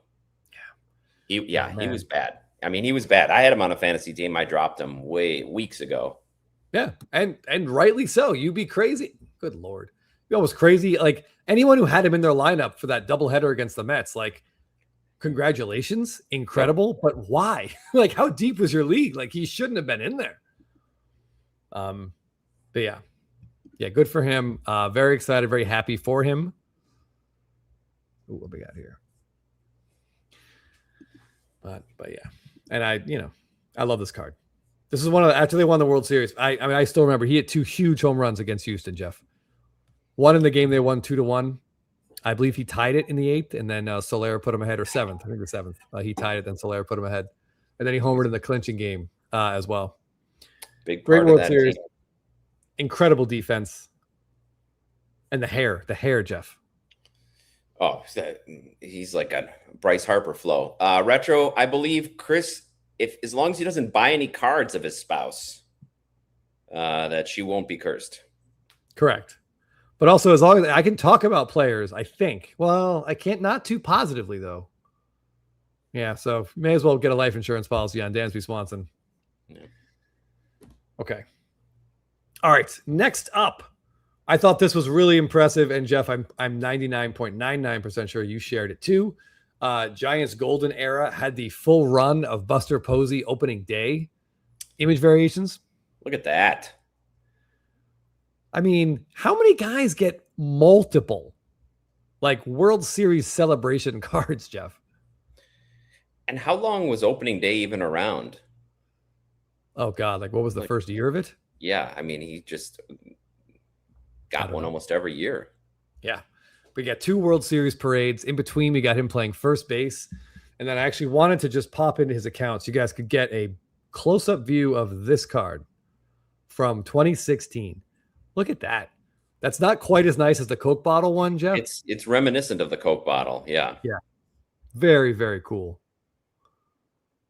Yeah, so some really great Buster Posey cards. Giants Golden Era, excellent, great collecting, as they would say.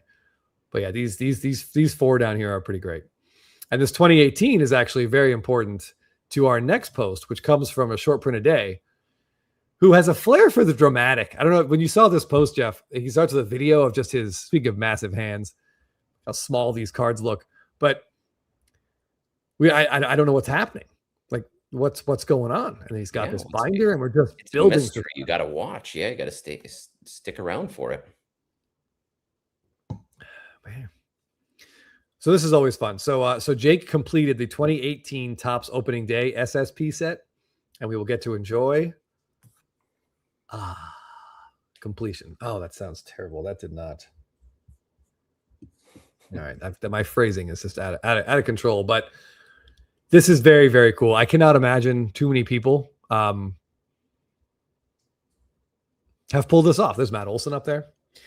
But yeah, so he's got that's the last card he needed was Buster Posey, ironically enough. And here's the full set.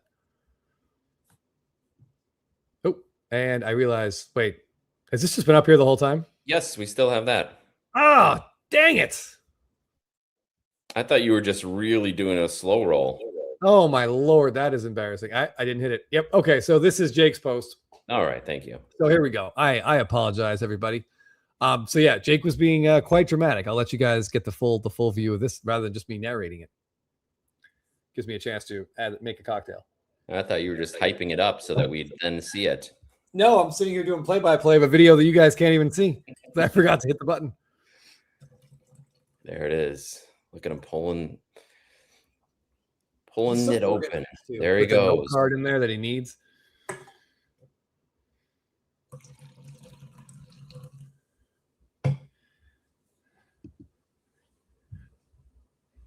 There's something just really satisfying about that, of seeing a project get finished. We talked about it a lot lately with with Doc's cards getting that Chipper Jones a couple weeks ago. Yep. And there's the Matt Olson that I mentioned. Finished his 92 Donruss Elite Series set. Nice.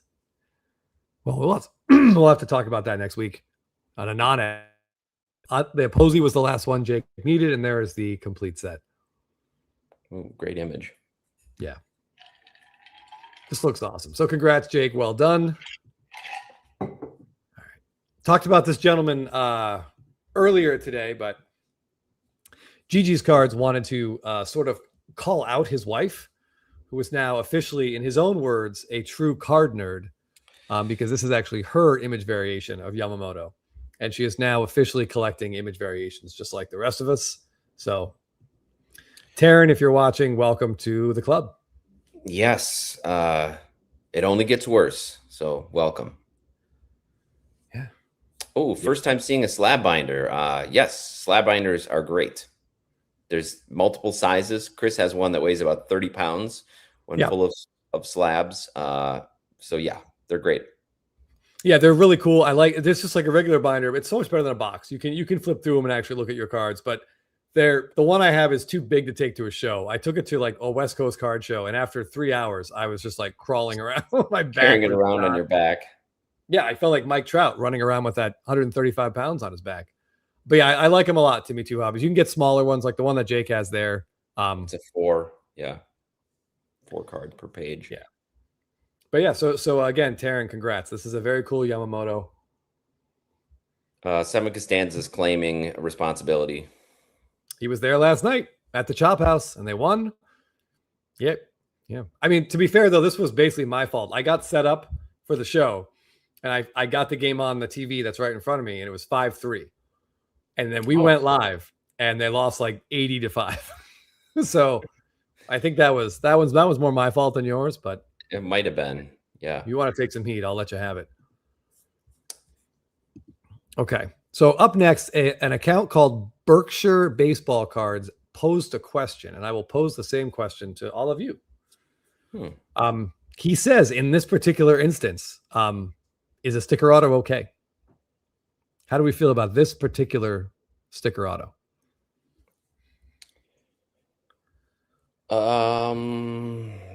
Yeah. Of course it's okay. I had the Harper redemption sticker auto. Oh, that's right. Out of like Paper Bowman, right? Yes. I couldn't handle the sticker, so I ended up selling it. But sometimes they're very rare, and the only way you can get it is a sticker, and it's it looks good from a distance. I don't know. So it's all personal preference. I was most amazed when I saw this card. To get a PSA 10 on this is extremely difficult. The centering on these 90% of the time is so bad. So to see a really nicely centered one like this was surprising. But Harper I don't think Harper understood the assignment with these stickers, Jeff. He does a huge B, as you know.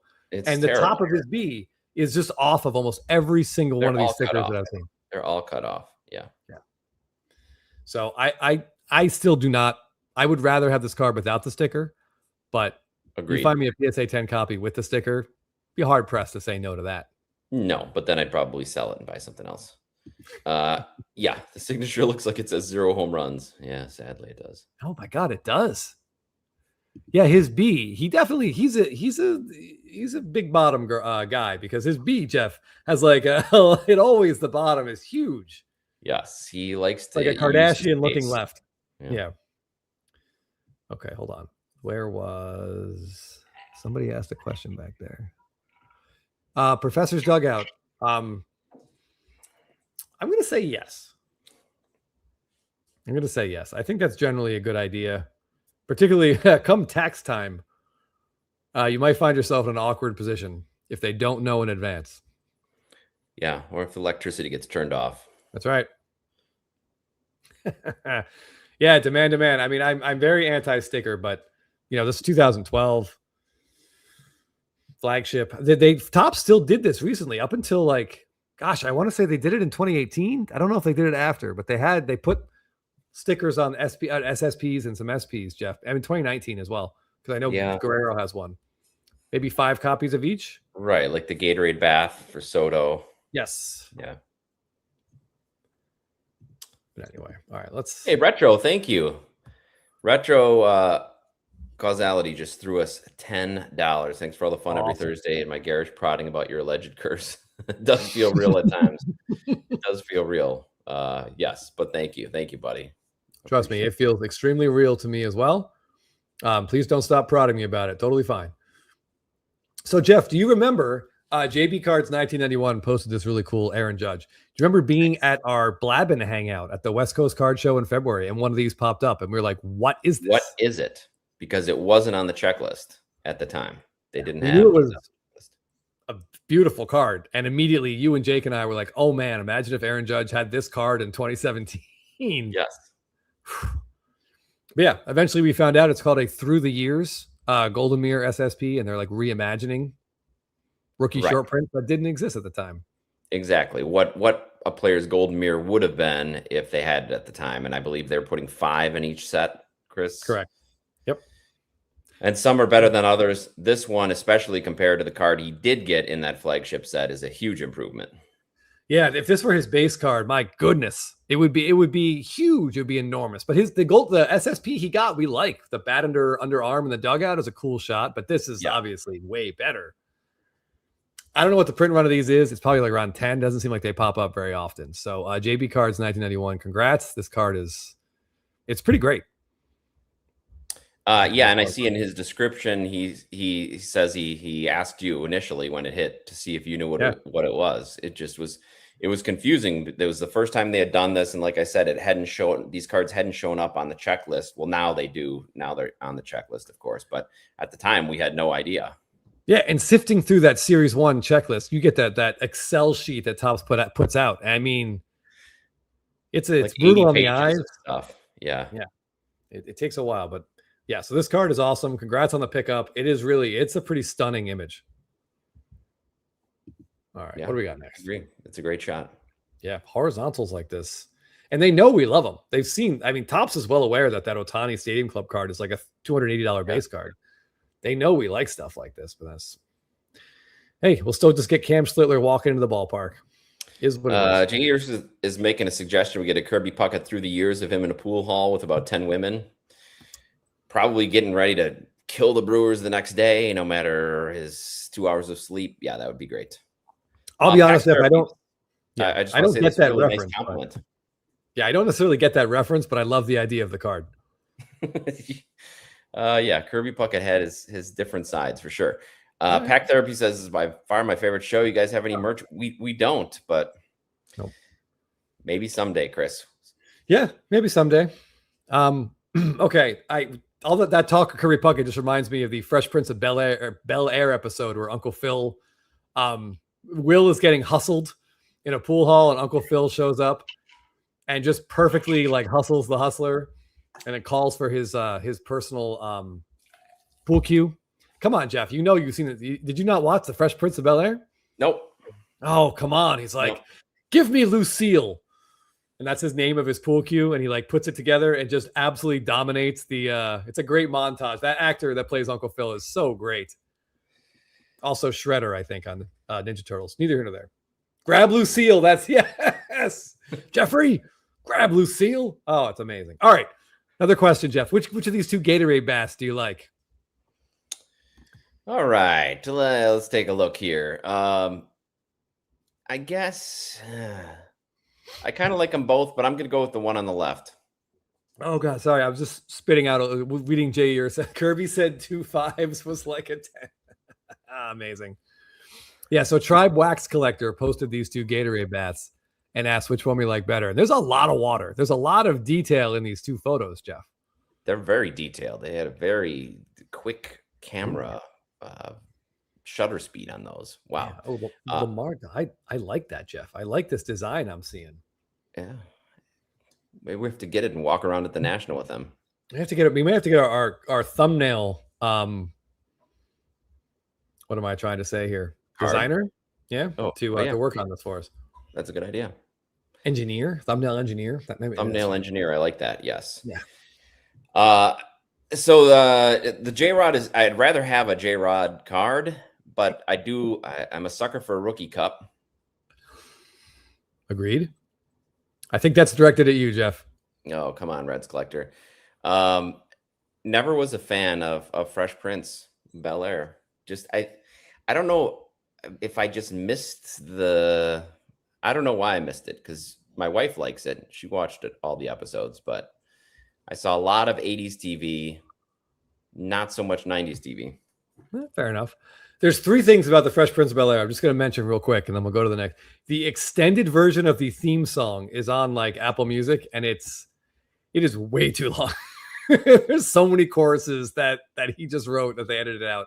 I think the two most iconic like things that have lasted are the Carlton, which you've never seen the show, Jeff, but you know what that dance is. Yep. And reference the meme. in Ted Lasso and the memes.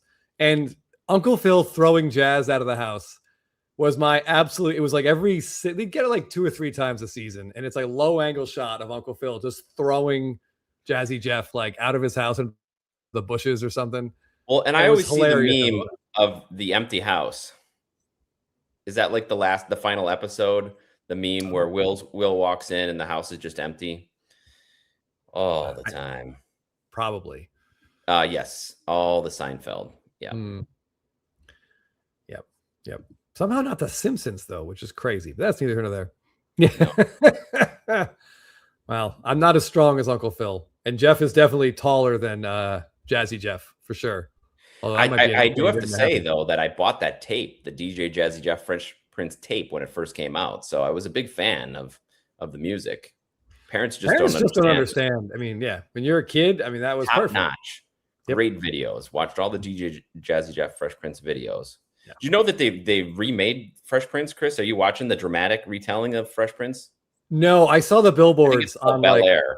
Yeah, I saw the billboards on Sunset, and I couldn't. I think no. it's like 4 seasons in now, but No, couldn't do it. love Greatest American Hero. It was a little bit before my time. I only caught the end of it, but man, what a great theme song. Yes, Red's Collector. Yep.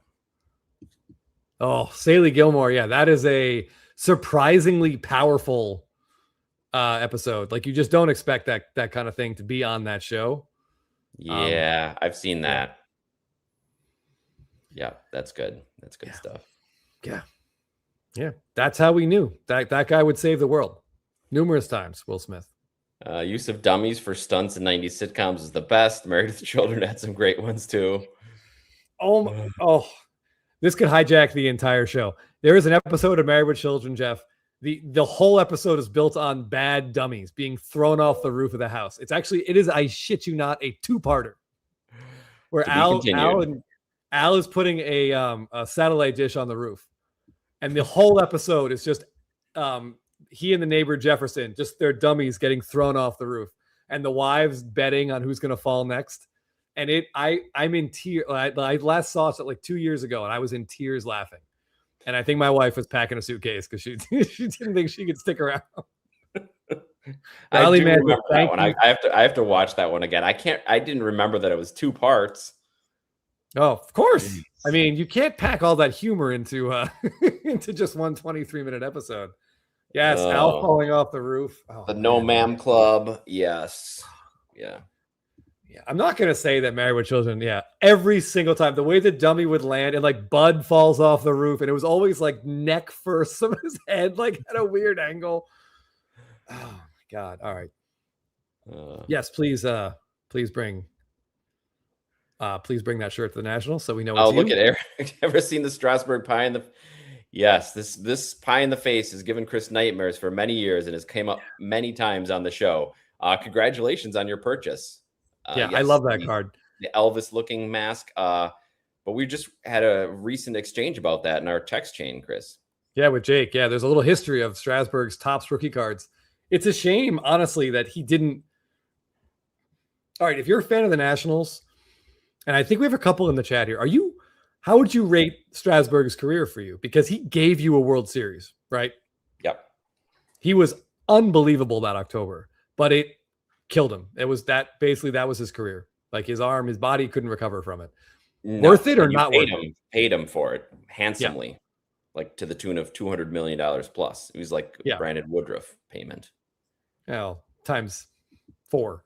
But like, he's a legend. And if I'm a fan of that team, I'm okay with it. Give me the Strasburg statue because they don't have that World Series without him. If I'm a fan of the team, 100%, because there's no guarantee that anything's going to happen after that. And to be fair, they could still afford to pay players following Strasburg's injury. So yeah, flags fly forever. That's what I was saying when the Braves were going really well. I said, take your top 6 prospects, take Schwellenbach, take just trade everyone. Bring it in and go for it right now. But you got to win it though. You got to win it. You got to win it. Yeah, you can't go you can't get bounced in the division series. No, if Strasburg does that, loses his career, Soto doesn't win the World Series, Strasburg never wins, Washington doesn't win. That's a big difference. Oh yeah, yep. But yeah, that pie in the face card is absolutely incredible. It's one that I think it's a hole in our personal collections, Jeff. We need to get one. But I wish about it so much. Yeah, we should. I kind of wish he became a Hall of Fame pitcher because that card would be like a $5,000-$10,000 card at some point. Like it's so unique and so unhinged as that Instagram article mentioned. Jeff and I will put that on the Blabbin. There's a really cool Instagram about that. Sorry. All right, Jeff, did you see Seven Costanza here? Some Seinfeld stuff. The contest. Yes. And then Lamar throwing in. I don't think the contest would be made today, as well as Married with Children. The whole show wouldn't be made today. No. Well, with streaming, maybe you get away with it. Yes. Yeah. Yes. They were looking at a woman across the street, right? And Kramer just leaves and comes back. I'm out. Yeah, just fantastic. Yes, Evan wishes he could watch that again. There's so many Simpsons episodes I feel the same way. Like you experience them, but you never the way you did it the first time. Like it's almost like you can't believe it's happening. It's just either so funny or so clever or both. And then Yeah. That was like when I first saw that's kind of how I felt watching Jurassic Park as a kid. I was like, I had not read the book, and I'm like, oh my God, like, are these dinosaurs real? But no. They look real. Yeah. All right, let's get back to cards, Jeff. We could talk Married with Children all day. Rhymes Newbie's card on the shore. Everybody enjoy the holiday before we forget to say that. Oh yeah, whoops! So I hit the wrong button. Oh, I'm never gonna get back to where Family Guy does have moments like that. Absolutely, it does. Oh, here we go. Found it right away. All right, Newbie's cards. Shared this Buxton right up your alley, Jeff. Speaking of Buxton, it's crazy to see any of these heritage throwbacks in 10s, especially the centering in 2021 was so bad. This looks so nice. He's got the baby blue uniform, the retro design, really cool. Loved everything about seeing this card today. Yeah, we talked about his golden mirror this year, which is a like blurry shot of him running the bases. Yeah. And I love seeing him healthy. I think the Twins have made a surprise run here. They're still in it. They're still in it, and it's going to all hinge on this guy. Buxton has to stay healthy. Even if he misses a game or two here and there, he's got to put a whole season together. And if he does, they ride with him. And correct me if I'm wrong, Jeff, as I frequently am, but I Strasburg is the guy Washington shut down, right? Like 2 years before when they were in the playoffs. Yeah. Because they didn't want to, ironically, like they didn't want to push him too hard. And they didn't. Wasn't he coming back from an injury at that time? Probably, or he was really young. I think that might have been his first year, and they were like, "No, innings limit." Like, yeah. But so to kind of like, and then you see what happens. Like they just took the training wheels off, and there you go. Yep. Yeah, flags fly forever. Timmy Two Hobbies saying the Sox, that's a fun team to watch. Those I hope Sox. They do. Yeah, man, they can hit. They're great. Yeah. All right. So this was Newbie's cards, man. Congrats on this Buxton. I love that 72 design too, with the almost like a movie theater marquee up top. Totally. Yeah. All right. Sticking with the Twins. This comes from Comets 1998, and this might be Joe Mauer's like best. He was looking just here card. too. Yeah, he was. He still is here. Oh, there you go. Yes. Love this card. This card is so cool. Yep. Like in the dugout. How did they get this picture, Jeff? Is there a photographer like at the bottom of the dugout steps? This day there was. Mauer, like stepped over to get out. And he had the right lens on there. Yeah, this is great. This is a really cool view. Love all back of jersey cards. Love the low angle. You see the blue sky. You get the stadium in the background. This is just, everything about this is perfect. Yeah, it's a little bit odd. But if you guys have watched our show before, watching Jeff and I fawn over a gentleman's glutes on a baseball card is not anything unusual. But this card, the blue sky, maybe they even photoshopped the sky. I don't know. But this card, beautiful. Absolutely beautiful. Yeah. He misses it all painted. It might be. They did a great job if they did paint it. Mauer always wore the baggy pants. Great uniform. Yep. Very cool. Yeah, this card is really, really something. Yeah, some of these 2015s are so cool. But yeah, I do have questions about the photographer, like where he was and why he was allowed to be. Maybe he's hanging like over the side. I could see him like dropping the camera so like low, unless like somebody's holding his ankles. Yeah. Yeah. I don't know. Yeah, it looks like a painting. It reminds me of the Trout low angle where you get the sky behind him. Mm-hmm. Similar thing. Just same set, I think. Yeah. Yeah, you're right. Yeah, it is. You're right. All right. But that is very cool. Okay.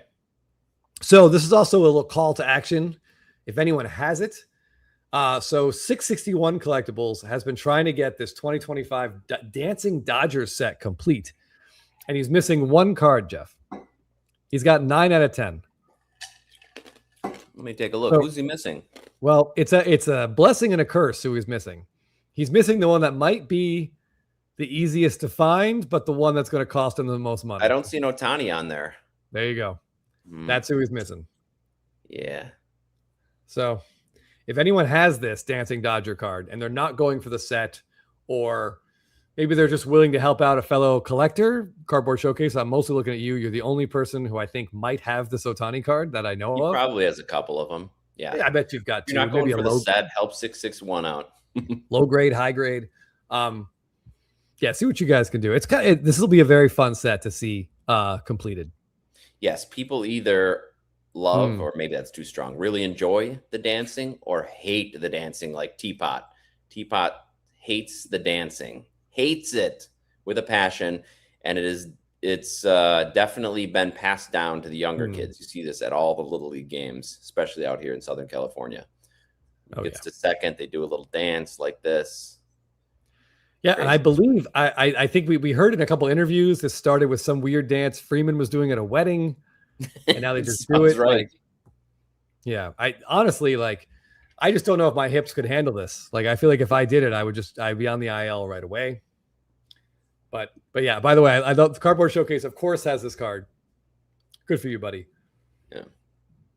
And Retro's on Team Teapot, hating the dance. I get it. If you're not a Dodger fan, it's probably irritating. I don't like watching them do either. It's every time. It's every time they get on base. Yeah. Do something else. It's been like 2 years, for crying out loud. It is like you can tell there's some players that have a little bit more grace than others. Oh, this is amazing. Carlisle. I think that tracks, honestly. I think that definitely tracks. Yeah. Looking at what I imagine is Ty's genealogy. Yeah, that's what I was going to claim. Pretty deep in the red wine. Yeah, that's again. That also tracks. That sounds exactly right. Freeman's worm, by the way. I hate off the field cards, but if Stadium Club wants to give me an SSP of Freeman in his like a suit doing the worm, I'll buy it. People who fully commit to doing the worm, it's one of the greatest things. Yep. Yeah. Especially if they can get up after. These are coming through. We can hear you loud and clear. Yeah, hopefully, especially if they get up after the worm, Jeff. I've seen people do the worm and then they don't. That might be it. That might be their swan song, but at least they went out on a high note.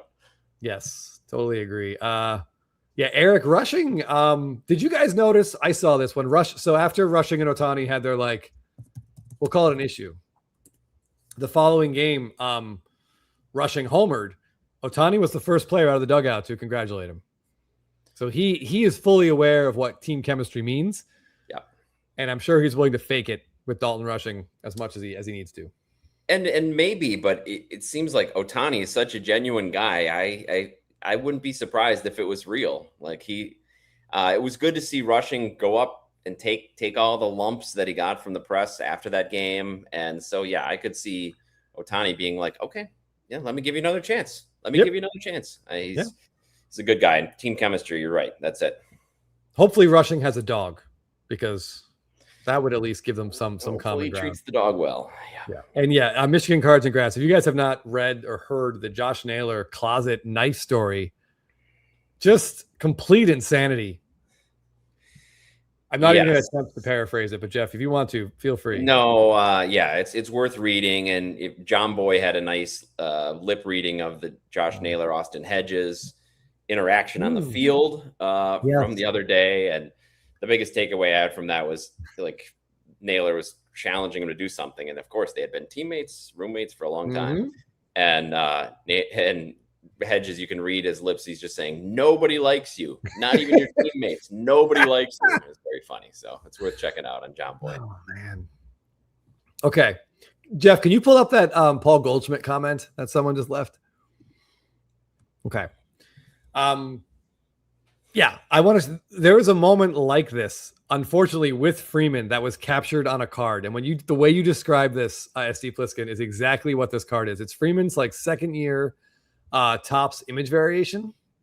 And I believe PSA calls it celebrating in dugout or something, but this is just so awkward. Got the lean back. Oh yeah. Look at that. You feel like Boscan is trying to show him some new handshake, and Freeman is just not getting it, Jeff. He's like, what? Yeah. During COVID, my wife and I were exercising out here where I'm currently sitting, and we bought this app called I think it was called the South Beach Body or South whatever. One of the cardio things was a dance routine with this. Oh my God, Sean, that's not right. Yeah, M. Parsons, if you're still with us, help me out. Tell me this guy's name. Sean T would teach you a dance routine, and they would go through. And Jeff, you know me. This was a battle for me to get through this. So many times I was like, I have to go back. You have to go back. You have to go back. And that's how. If there was a picture of me, If there's a picture of me doing it, I feel like this is what it would look like. Yeah, he's just scared of the handshake, just uncomfortable doing the sprinkler. Or yeah, Freddie's word idea. I can see that too. Is that Prado? Somebody was saying Prado. I think that is Prado. Yeah, with like the something. I'm just gonna say, let's call it sunflower seeds or gum in his cheek. Sunflower seeds for sure.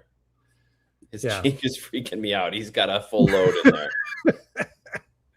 He's got half of Placido Polanco's face.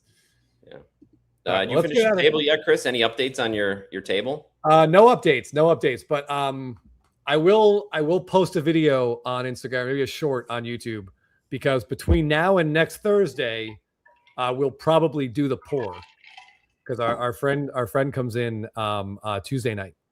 So I will post a little short, just some highlights, and then I'll put together a kind of a longer video to show you guys how we did it. But yeah, hopefully a week from now, the resin will be setting. Teen Wolf mid transition. He does. Even those eyebrows. That was probably pre-marriage Freeman, and he just was a wild man out there. Yeah. Oh yeah. You're right. Lips. Yeah. And that's not even his teeth. Oh boy. Oh man, Teen Wolf. Like, is there anything more 80s, Jeff, than like a guy turns into a wolf and they don't even like postpone the game. They keep the game going. Keep the game going. Even his own coach is like, well, I guess he's all right. Yeah, we got 22 minutes left. Like, ball in. Like, yeah. Yes. If Chris doesn't appear here next week, we'll know he forgot to vent the room while he was pouring. Yes, we have to vent the room, but also not over vent. Like, because you don't want, like, we did our floor here with a different type of epoxy, and a fly got in and died in the floor the next day. There was just a fly like stuck and dead, and we had to like sand it down. Oh, it was an absolute nightmare. Oh, anyway, the man has something for you, Chris. Oh. Send a hobby box to Rip, perhaps with stipulations. Interesting. I'm down for any stipulations. How do we communicate this? Feel free to send Chris a message on Instagram at Baseball Card Addict, or you can send it to at Blabbin About Slabbin Instagram page and get those stipulations ready. Chris, could he message us on YouTube as well, Jeff?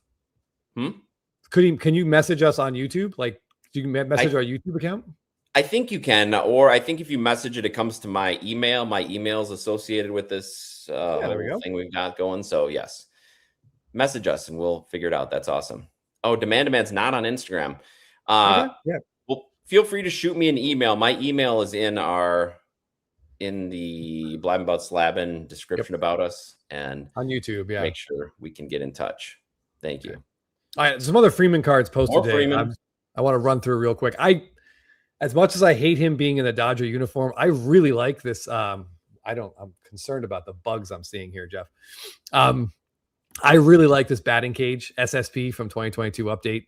The intensity here, he's just ripping line drive after line drive right over the shortstop in a left center field all day. He's so focused. This is a great shot. Love the on the field shots when they're in BP. They got the BP gear on.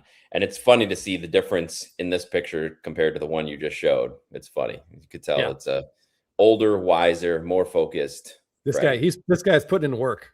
Yep. Sorry, I was touching the same one. Yeah, Cosmo. This is a cage. We're big fans of batting cage, on deck circle, stuff like that. So SP Clubhouse posted this Freddie Freeman, which is to me it's a top 5 Freeman image from the home run derby in 2018. I love it. No PSA 10s yet when last I checked. So here's a 9. Really, really tough card to grade, but just very cool. The backs of those really tough. All black. Yeah, I like that card a lot. So Battle Cat card posted this Freddie Freeman, and this one, Crazy Cryptid's right there with you. This card, I get it, and it's kind of a cool shot of him in his new LA gear, but damn it all, Jeff, if this should not have been a picture of him holding the World Series trophy, a picture of him celebrating with his teammates, because this is 2022. And Topps robbed us of the variation that we deserved. Yeah, it's tough. I mean, I guess it's because he moved so relatively early in the offseason that they just wanted to get him in his Dodgers gear. But you're right. 100%. They should have put him in a postseason celebration shot. Yeah, I mean, there's plenty of time. He'll have 6 years of Dodger cards. This one should have been him with the trophy. I voted for Matt Olson. I think he's played better and he deserves it. I got to vote for my guy. Got to vote for the hometown guy, for the Braves guy. Okay. Oh, that doesn't make any sense, Mombasa. They've got to not do that again. But oh well. Yeah, Professor's dugout. Maybe that'll be the very last baseball card I buy. We'll see. Yeah. It might just give you a heart attack when you pull it out of a pack in 2050. Right? All right. Well, all right. Last Freeman card, I promise. Nice card collector. Yep. I think he bought the first copy of this that popped up. So this is the Freddie Freeman Series 2 Golden Mirror from 2026. This is after the aforementioned walk-off in the 18th inning. Pretty cool card. Yep. Like a very specific Gatorade bath right down the back of the neck. Yep.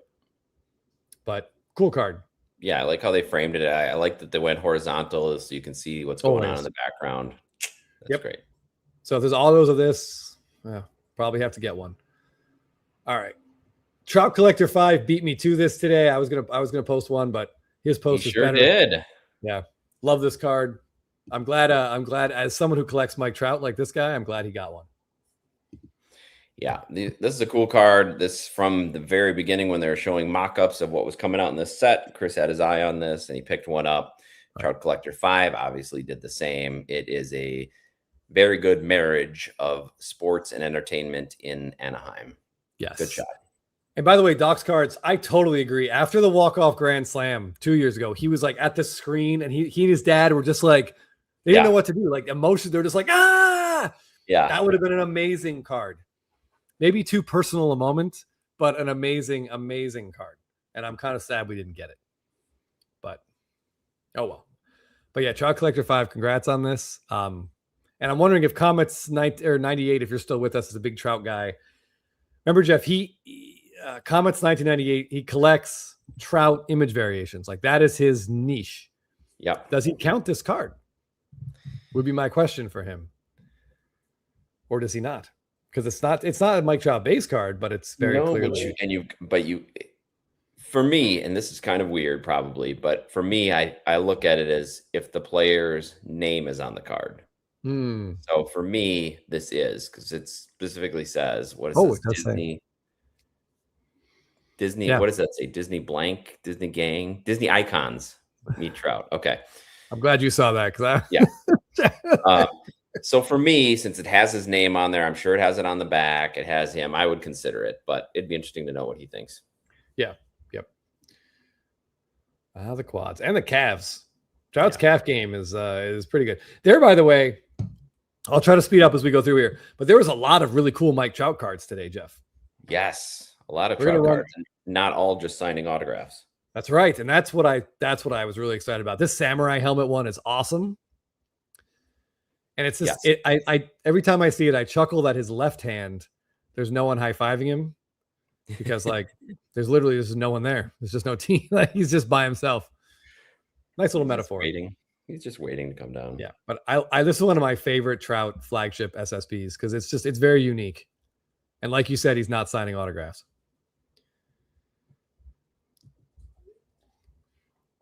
Oh, I should say that comes from Seasoned Collector.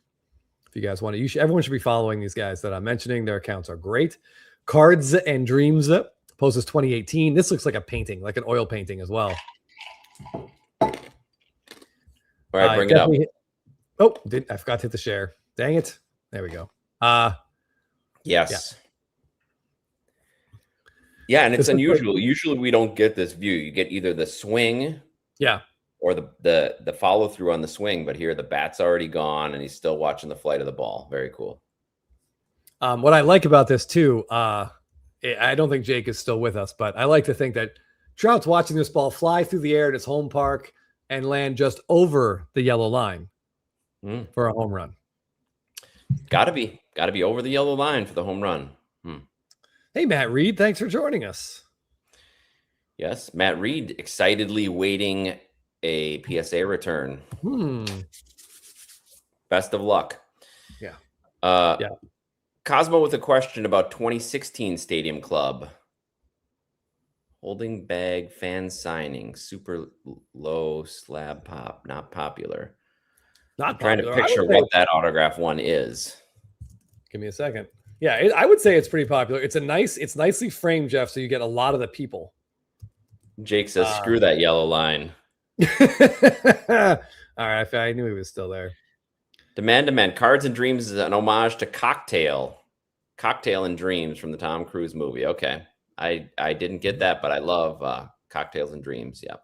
Jeff, who played the other bartender in Cocktail? That Australian guy. I can't think of his name. This is great TV. Who was it? I think his name was Brian.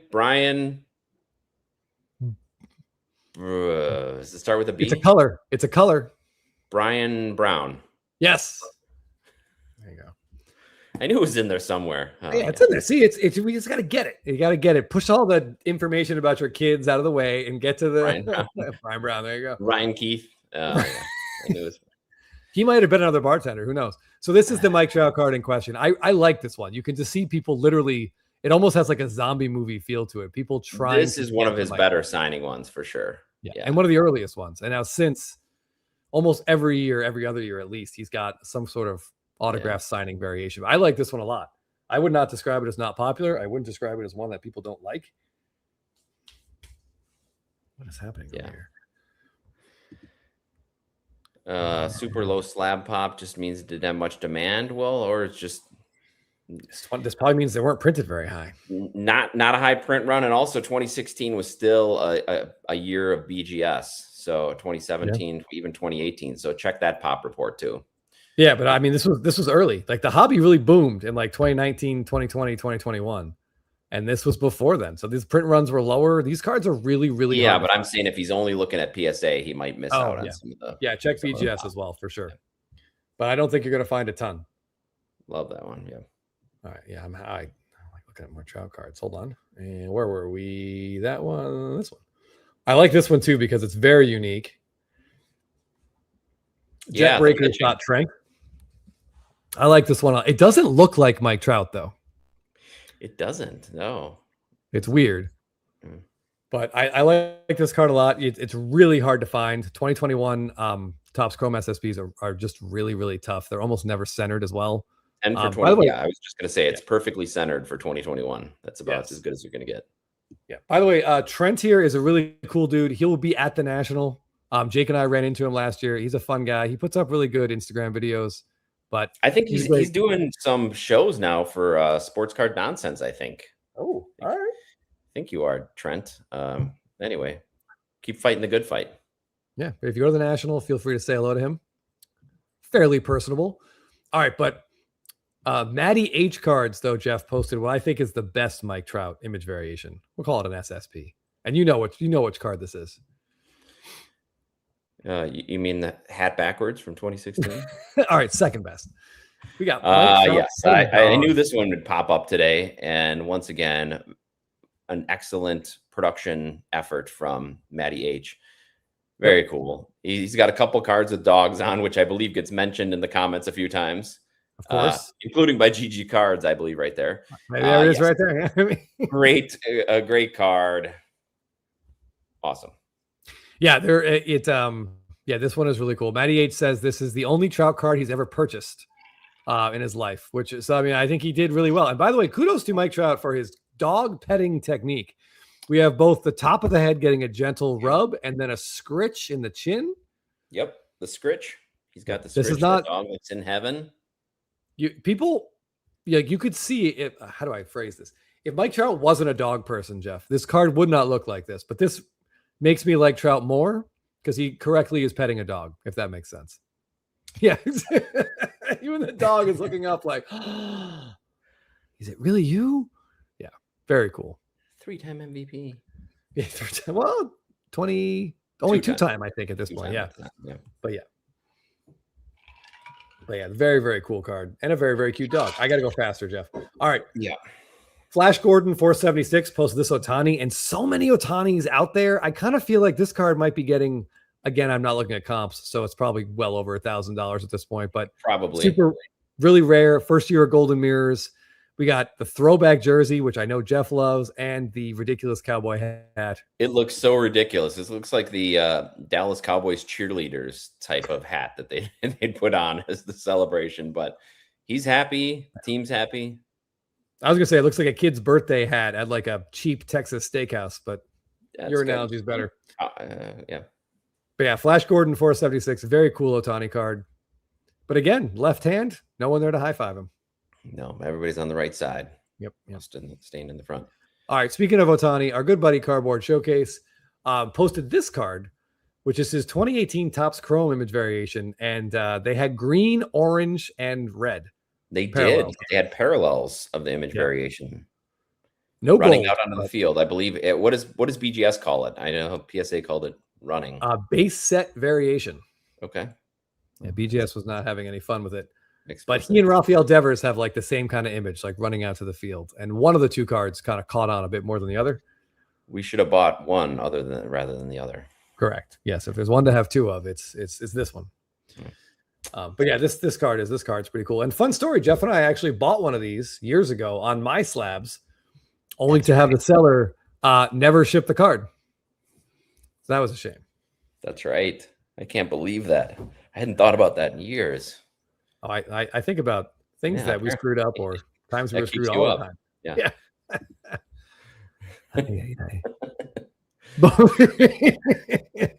Yeah. Oh man. Yeah. Okay. David White likes the pitching. Of course. Yeah. All right. Another green refractor came up today. Ironclad's cards posted this Ben Rice. We've talked about it a lot. Just want to show it again real quick. Very cool. Yep. Probably his best rookie image. Well, definitely his best rookie image. And it's getting quite a premium, Jeff, which I like to see. Yeah, great view of the stadium. I think Jake does not have this one yet, right? Yeah, I mean, sometimes when you want to wait, and you and I have both won and lost this battle, you want to wait on a card to see what the price does. Sometimes the price comes back to earth and you can take advantage, and sometimes the price never comes down. And some of these Ben Rice cards are going pretty crazy. Yeah. So he may regret that one, but kudos to Ben Rice, having a great season, not playing catcher. But still a very, very cool card. He and Kyle Schwarber both have rookie cards as catchers. Yep. Michigan cards and graphs. Devers definitely has that. Ohtani does not.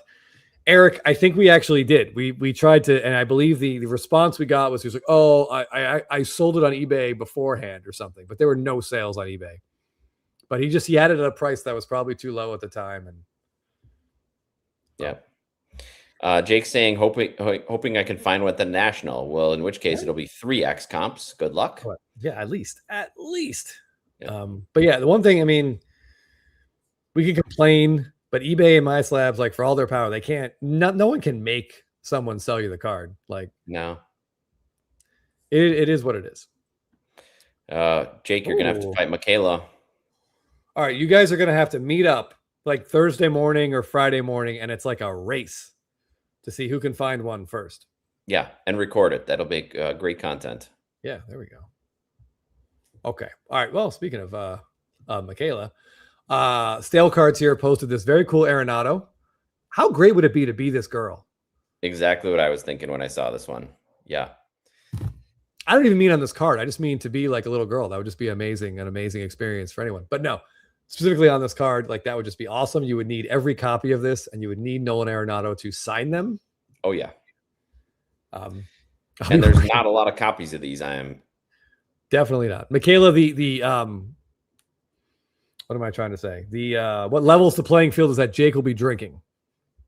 So that will, I think, give you and going to the same tables over and over again, probably. Yeah, just making very tight concentric circles, Jeff. Yes. But I wanted to point out that Staley talks about how he was going setting up for a show, and he found this card in his own like value box, like he mistakenly put in there. So check your value boxes. We always say that at shows. We should sit at these tables and go. And at the National, we really should, but we're not going to have the time or the attention span, Jeff. No. We're having a spitballing meetup, so it's going to be me and Chris and the other guys from spitballing on Friday night. Chris, do you know the location offhand? Last year we did it at a bar called Pete's Tiki Bar, and I believe that is where we're going to be again. It has a really nice outdoor space. That sounds right. Yeah, and there was a lot of just room there, which is nice. Yeah, so we'll keep posting on it as it gets closer. So just if you're following us on Instagram, or we'll talk about it here as it gets closer. But would love to meet any of you guys face to face, hear about your stories from the National, and just have a couple beers, maybe open some boxes. Oh yeah, we should definitely do it. I don't think I'm going to be able to go. Chris and Jake are still efforting to make it out there, I believe. But you keep waffling on me. Sometimes you say yes, sometimes you say no. You're not leaving for Wisconsin for a few days after this. I think you can make it down for one afternoon and evening, but we'll see. But yeah, Jake and I will. I mean, it kind of depends on the tournament schedule, because then we're going to miss that next weekend. So we'll see. Jake and I will be there. At least on Friday and Friday nights, and then Jake and I will, if Jeff doesn't make it, Jake and I will announce we'll do like a partial Blabbin meetup. But yeah, SFO, I know you're going to be there. I would love to hang out for a little bit. We'll probably be at the Hilton, which is right across the street. They have a nice lobby bar with a lot of space in it. That's where we were last year. We'll probably do that again. It's good times. Yeah. Bring some wax to open. Michaela says it's on, Jake. First one to find owes the other one a drink. There you go. Oh, sorry. Oh, go ahead. No, that's there you Jake. A very tall man. Very tall. We're Jake, it's okay. We're all poor men's Jeffs. I've been told many times by other people. At the Upper Deck Diamond Collector Club reception. That sounds like something really fancy. Is it a black tie affair? Which the Spitball and Meetup will not be. But you can also come after that. Because the Spitball meetup will it was after, and it went after midnight last year, so it'll keep going. Yeah, and that was with Phil pretending he had some digestive issue and he couldn't really drink. But this year he's already said that's been resolved,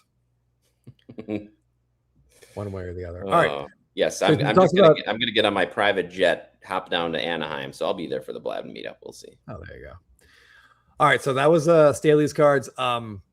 Michaela Gem.Mick10, I'm not sure what that means. She posted these two Giancarlo Stanton cards, which again just makes all of us feel insecure about our arms, but so be it.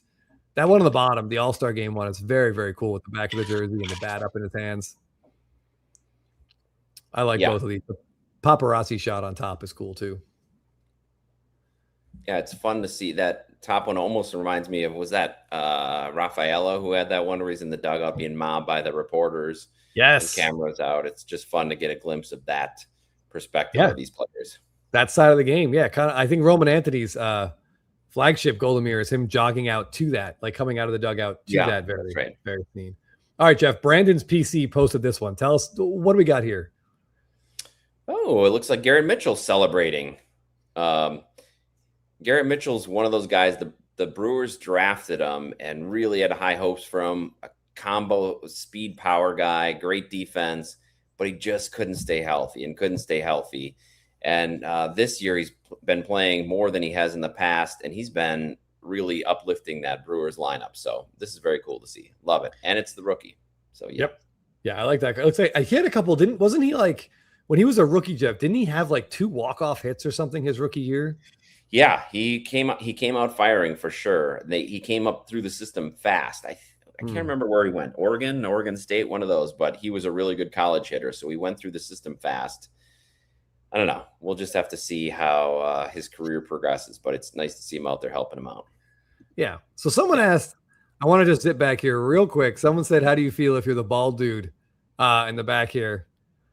I don't know. I mean, you gotta wonder, what are the odds of him ever seeing it? Yeah, that's true. What? UCLA, thank you. His wife was a softball player at Oregon State. JM cards remind me. I think Oregon. I believe his wife is a softball player. Yeah, this was fun to see. This cheerio. Bowman Chrome Sapphire has these rookie image variations, usually like a set of 10 or so, and they're all similarly cropped, so they sort of look the same. I kind of like this cheerio. We figured the gold refractor was warranted on SSP Thursday. Yeah, I had never seen this image, and it's fun to see. It looks like he's got the spring training hat on. He's got the all the accoutrements going on there, and he must be like 19 in this image, Gotta be young. probably. Yep. So yeah, it was really fun to see. So thanks for posting this one. 'Cause it's one I hadn't Yeah, seen that one before. was very cool. I think Jeff saw this and possibly added it to his saved searches on eBay. Maybe let's nobody else look for these, please. Oh, Adaldis, I would not expect to see, if you're coming to the Spitball meetup at the National and hoping to meet Jeff Wilson, I would not anticipate that. He was not there last year. I don't think he'll be there. I think he's got his own. He's got his own. He might be at the Upper Deck Diamond Black Tie Affair. Yeah, I'm sure he has his own plans. Thank He you. won't just slum it down with us regular folk. All right, we've talked about this card a lot. I'm going to fly through it, but Docs, anyone who posts this on SSP Thursday, this Buster Posey, we share it. So Doxy Sports Cards, beautiful card. Yeah, great card. A lot of Posies. Man, Posies has some really cool cards. Yeah, he does. He does. All right, Card Collector LA. Death, taxes, and Clayton Kershaw not wearing sleeves are about three things you could all but guarantee in life while he was playing, Jeff. We saw some fun Clayton Kershaws today. I don't know which of them you have queued up to go, but yes, the sleeveless one, that opening day one where he has I believe they called it like intense stare. Oh, yes. He's like throwing a ball up and his eyes are almost crossed. He's staring at it so sharp. Yeah, there we go. I had to crop it. I saw this picture. I'm like, what? They're auditioning for the next Texas Chainsaw Massacre, and he's playing the psycho. Yeah. That is like, that look on his face. That's the same look that Jelly makes when I'm like tossing a ball in front of her and she's deciding when she's going to like pounce at it. It's that level of intensity. Bite your face off and grab it. Yeah. Hey, what's up, Wills? Thanks for joining us. All right, JE, I'm glad the toaster's been unplugged. Yeah, lots going on here. Yeah, I'm seeing like some positive comments on. Yeah, Freddie Freeman has turned it on since the calendar flipped to June. Are you having a good game tonight? Oh, yeah, a quick 1-for-1. Oh, they're getting their butts kicked by Speaking of turning it on, Jeff, don't look now. Manny Machado is Hit a home run tonight. Homered again tonight. That's like 17 in the season. Is he going to be the first to have a 30-100 season while batting 180? That'd be amazing. That would be incredible. Yeah. With like a negative WAR somehow still. Yeah. I assure you, this is very real. That is 100% real. Man to man. Who posted that card, Jeff? I'll pull it up. Are you if you're on here, remind us. Hold on. Give me a second. I can There were grab so many today, but that one stood out as like, what? It's 2018 opening day. We could probably grab a shot of it in Jake's binder, but hold on. Where was it? Oh, there it is. Okay. It came from Baseball Card Fiend. Oh, yeah. Baseball Card Fiend. Very good. Retro says, this is a deep cut. Check out the face that Randy Mulligan is giving you in Studio 1991. Hide your wife, hide your kids. All right, we'll check that out. But this is the card. It's very real. Jeff was not making that up. He does not have fake Clayton Kershaw images on his phone. And look what they called it. Yeah.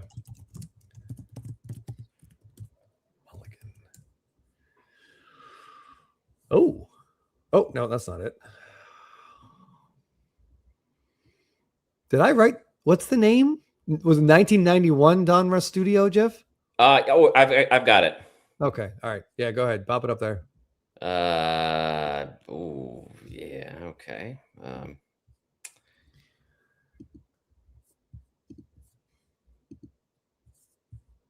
Ooh, Wills with a nice Machado. Oh, jeez. Yeah, that's That was, kind of a. that was jarring.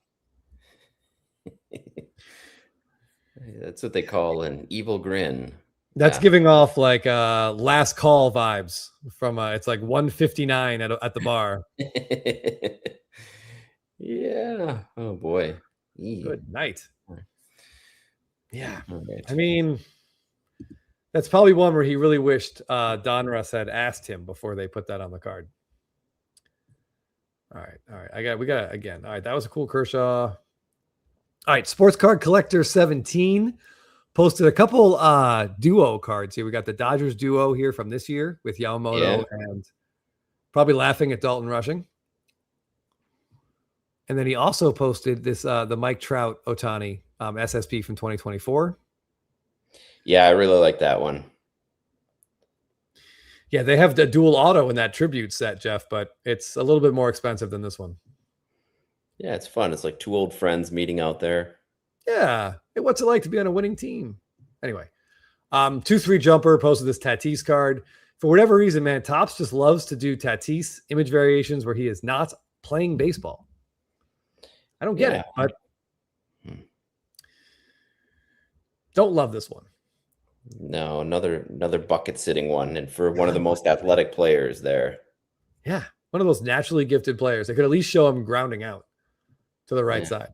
All right, I want to talk about when not so great players get absolutely incredible cards, Jeff. Yeah, for sure. I think you can probably guess which card I want to show. Mellow Cards posted this Trevor story, and that is just tremendous. Oh my God, get that off the screen. Clayton Kershaw off the screen. You have a new co-host, Chris. Good night. Yeah. Oh, this was great. And another very timely post, as we had talked about, for the Independence Day weekend. Very cool. Yeah, this card is just like, it's great. And it's not just the flag on the monster, which looks incredible, but we also get the City Connect jerseys. Yep. That's just a beautiful baseball card. The green with the red, white, and blue, like the colors on this thing pop. And did Trevor Story deserve a card this good? I mean, sure, I guess they all do on some level. But this card is great. I love that they did it horizontal, very Stadium Club. Oh, for the stripes, yeah. Yeah. This might be Trevor Story's best post-rookie card. Best looking card for sure. Yeah. What the heck? But it's not the best Red Sox flag card. Someone else was kind enough to post that for us today. Yep, reminds me, Adalvis, good call. And this Brendan Kearns, 17, was kind enough to oblige and post the 2013 Topps David Ortiz SP with the flag. And yeah, this one hits a little bit harder. Yeah. Yep. This is we've talked about the Chrome version of this. This is, you can know what exactly was going on at this very moment. It's very, very patriotic, very representative of the city's resiliency. Oh yeah. Always love to see this one. Yeah. We like to say this is the one baseball card you can hear when you see it. Mm-hmm. If you haven't seen Patriots Day starring Mark Wahlberg, please go watch it. It's a really great, it's way better than a Mark Wahlberg movie should be. Okay. All right. Speaking of Red Sox, image variations, SFO Sox fan gave us these 3 Mookie Betts national anthem cards. Love this. Yeah, this was really cool to see. I had only seen one of these cards before. I hadn't seen the other 2, and so I certainly hadn't seen them all 3 together. And again, the timeliness of this post, well done, SFO. Yeah, these cards are very, very cool. Opening day did this. Thick Boy Sports, they must have talked about it beforehand, Jeff. You got the Chris Sale, which is very cool. And these are all really rare. I can't remember the pops on SFO Sox fan, but they were all under 20. Yeah. Really cool. Really, really hard to pull. And if they were pulled, a kid probably stuffed them in a binder. Yeah. Yep. Never to see the light of day again. Cutler's cards, though, gave us, I thought, the coolest Chris Sale card I've seen in a while. This is from 2024 when randomly in Series 2, Jeff, they made the golden mirrors all white. Yes, the randomness of the white gold mirror. This gave me a Rocky IV training vibe out there, just strapping it on instead of pulling a wagon of people. He's pulling a plate. But what are you gonna do? I will say Chris Sale's physique is not quite that of either Dolph Lundgren or Sylvester Stallone in the late 80s. Yeah, but this is a very, very cool card, and it's good to see Chris Sale working out the lower body because he's doing something. It's hard to believe that he does this, but yeah, I guess at some point at least. But I like this card. It almost has a sort of a Panini feel to it because obviously there's no logos. I wish he had at least a Braves T-shirt on or something, but otherwise, I like that a lot. Oh wait, what did he post? Yeah, it kind of looks like he's plowing a field here. It does a little bit. Oh, here we go. All right. Rhymes with Roof posted Oh, I'm sorry. I was just reading his comment. Dig the cleats in. Posted a Juan Soto card that you almost never see. And it's this 2024 Series 1. And PSA calls it an SSP, but that's grossly underselling it. It's at least 3 S's. So they did this for Ohtani and for Soto. They are photoshopped images from the year before, but this is essentially the first flagship cards of them with their new teams. Yep. Really, the only other copy that's I've ever seen belongs to Cardboard Showcase. They're rare. I would say the print runs have got to be like 25, maybe 30. But they're not. Some people hate them because of the Photoshop, but they're really, really rare cards. They're great players on marquee teams. So decide on your own if you like them or not. Yep. It's fun to see it posted, regardless. And if you think you might want it, Jeff, if you ever see it for sale, don't hesitate to grab when it's out there. Yeah. All right. I got a couple more. Card Dad 605 with this 2021 Mookie Betts. Topps Chrome SSP. I love this. I think it's one of Mookie's very, very best Topps Chrome cards ever. Jeff and I also just got a 9 in our PSA sub from hell. But I love it. This is a little time capsule. The mask in the background, you know exactly when this was. Yep. And why they're doing it with the feet. Yep. No injuries needed. All righty. All right. Nick Mack Cards gave us this James Wood Golden Mirror from Series 1 in 2025. We're still waiting to see the first auto of this. He's on the checklist. I've seen some redemptions in the wild. I guess he just hasn't signed them. But the Cherry Tree City Connects, that McGriff-esque kind of follow through, Jeff. I love this card. Totally McGriff-esque, and love the way they framed it. And he's got it out over the border, his arm out over the border with the bat. Great. Yeah, a little bicep there. Yeah. But yeah, I'm a big fan of James Wood. Okay. All right, we're going to get into... All right, the last 3 posts have a little sort of a theme to them, if you will. First one comes from Rally Mantis, so I know was here a little while ago. Say Giordano Ventura from the World Series Parade. This is his Stadium Club SSP. I'm guessing 2016. Yeah. And yeah, how cool is that? He was like a rookie in 2015, Jeff. Man, had an electric arm too. Yeah. Yep. Career just didn't last, but that World Series title will always last. Yeah. It's sad when you see players taken away too soon, but like Jose Fernandez, he's got some great cards, a great card legacy. Yeah, this card is cool. So we saw, I counted 3 Epic Royals cards that we saw today. This was 1. Here comes 2. Number 2 comes from Ben Orr 14 sports card. And we got Brockmire guest star George Brett in his 2020 Topps Update Ultra SP or SSSP. This is the same set that gives us Derek Jeter as a Marlin and David Ortiz outside of Fenway when he was a special whatever assistant to the GM. I think he's this is in reference. Somebody was asking earlier if you own shares in Wahlberg and Brockmire stuff because of the frequency. If there were shares in Brockmire, I would try. I don't know how I would acquire them. It was on Netflix for a while. It just unfortunately it came off of Netflix last month. I'm not sure where it is now. Yeah, but I love that they have a George Brett card. Is it the most exciting image? No. For a guy who had a lot of exciting moments as a player, I would rather see that. But this was kind of their theme, was like 4 players who are like former players who are now working for teams. I think was the update sort of theme. But yeah, there's furrowed brows, and then there's this. Like he looks really unhappy with the question that he was just asked, Jeff. Maybe he's having some digestive issues. It's very, very possible. But yeah, this is cool. I'll be honest. I've seen this card on a checklist. I've never physically seen it before. So I don't know where Ben Orr found it, but this is a great find. This can't be, whatever these print runs are, got to be low. Yeah.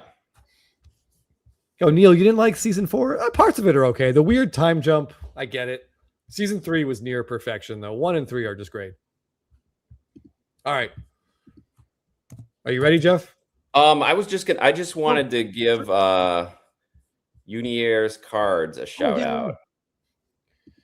I'm trying to find his oh yeah. Let me see if I can share it. Yeah, just go shoot. This was really cool. It was a card I hadn't seen before. I don't think there's that many of them. And if you look in the background, you can see this is the Fort Bragg game. So they had a game there in 2016 on the 4th of July weekend, Marlins Braves. So Chris, you might know more about it than I did, but 10 years ago, they built a special field on at Fort Bragg to host this game. I think he says like 12,500 seats. But especially with the timeliness of this weekend, congrats on getting this back. Somehow it got a PSA 10 after being ungraded for 10 years. Awesome. And just I like to see the way that the way that baseball honors the people in the armed services. And I wish they would do more stuff like this. Agreed. Yeah, that's a very cool card. Man, what was I going to say? Yeah, I don't know. Anytime the 2017, any 2017 that can get a PSA 10, those borders, it's usually, I think it's all blue or all red on the back. Yeah, they're dark, and knowing, especially now, given our most recent PSA sub, how harsh they grade. That's very cool. A lot of stands today, Jeff. Yeah, a lot of stands today. Yep. He does look perturbed, and he does look where is it? Yes, he does look like he just heard someone mention trading Bobby Witt Jr. He's in the chat. He's in our chat hearing this. Right. Oh yeah, man. Bristol Speedway, DJ Locals. Yes, the Braves team card is actually the team kind of celebrating the fact that they won that game. If you look that up on eBay. Oh, that's cool. It's very cool. They have like the banner, I think, or whatever, the cup. No, there's like some kind of celebratory cup. But yeah, check that out. Just check that out on eBay. Braves team card. It's on there. Okay. All right, Jeff. We are ready for our SSP Thursday post of the month. Blabbin' about slapping. SSP Thursday. SSP Thursday. SSP Thursday. SSP Thursday. Post of the month. Box slapping. SSP Thursday. Post of the month.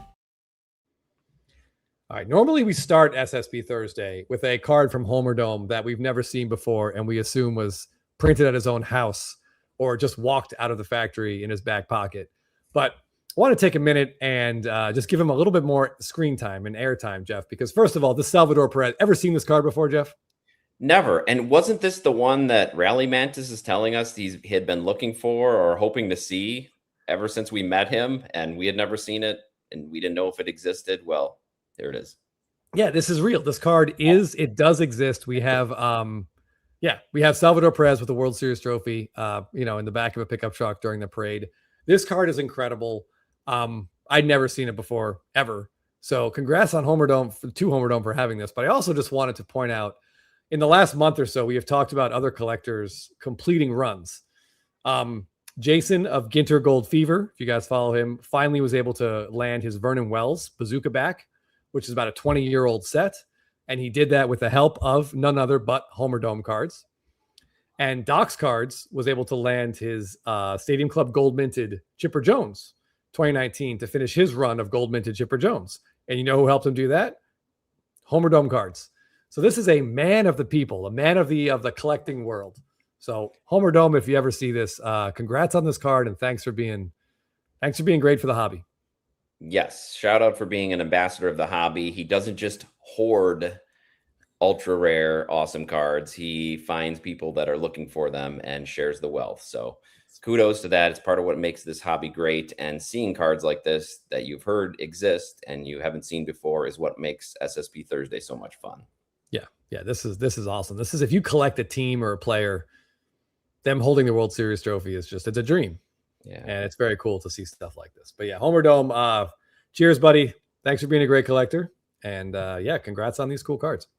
Yes. Yeah. And here we go. You have an assignment. The 2016 Topps Update Corey Seager SSS SP. Help curator of cardboard find that one. I've only seen it once. There was a copy sitting on eBay, Jeff, for like $7,000. And I think it just got taken down. Yeah. Retro, yes. Follow Homer Dome. Everybody, if you're not following them, check them out on Instagram. Oh, and he also is helping Timmy Two Hobbies. Of course. He's got an incredible collection. Sometimes he lets some stuff go, and it always feels like we're all getting like table scraps from the king. But it's fine. I mean, we collect whatever we can. Yeah, and he's usually got multiples somehow of these cards that nobody's ever seen. That's right. Oh, well, very good. Well, thanks everybody who joined in SSP Thursday, posting on Instagram. Once again, it was a lot of fun. Next time we have SSP Thursday, it will be after the National and after all these huge card shows, Fanatics Fest, West Coast Card Show, another Dallas show. So I'm hoping maybe some more strange super short prints come out of the woodwork. Yeah, I bet Curator here says he actually did miss one, 2.1. Yeah, I mean, that's a lot. A lot of money for a Corey Seager. Yeah. Wow. Yeah. Yeah, David White, yes, 2016 is the Corey Seager card. This, I believe, is a 20. Yeah, this should be 2016. Yeah, 2016. Yeah. Yes. Good reminder from Michigan Cards and Graphs. Have a safe, fun weekend. Watch those fireworks. Be careful. Enjoy the time with your kids and family. Hopefully you're able to do that. Keep an eye out for your pets. There's a lot of pets that don't really appreciate the Independence Day fireworks and sounds the same way we do. So keep them close. You hear about a lot of pets running away and making an escape during this time. So yeah, keep your TVs on loud. It's a great way to help fix that. Oh, speaking of TVs loud. Speaking of TVs, World Cup action also this week. Monday. We are almost exclusively baseball, but we do enjoy the World Cup, especially since it's here. So it's a lot of fun to watch the games at most normal times. So enjoy the games this weekend. Enjoy your baseball games. Oh, Jelly. There's somebody that wanted to say hi. Come say hi. Oh, hit the yeah. Let's go. Oh, all right, there we go. It looks like she's still mad at you for getting up for pickleball. Professor Dugout, make sure to check in with your British friends. Yes, absolutely. Thanks everybody again, and we'll see you next week after the 4th. Yeah. Anything you want to say, Chris, before we peel off? Yeah, watch Team USA on Monday, and we'll see you next week. Hopefully with all 10 fingers. Yeah, let's everybody stay safe. We don't need to. You need all your fingers to crack cards and open packs. Right. All right, guys. See you next week.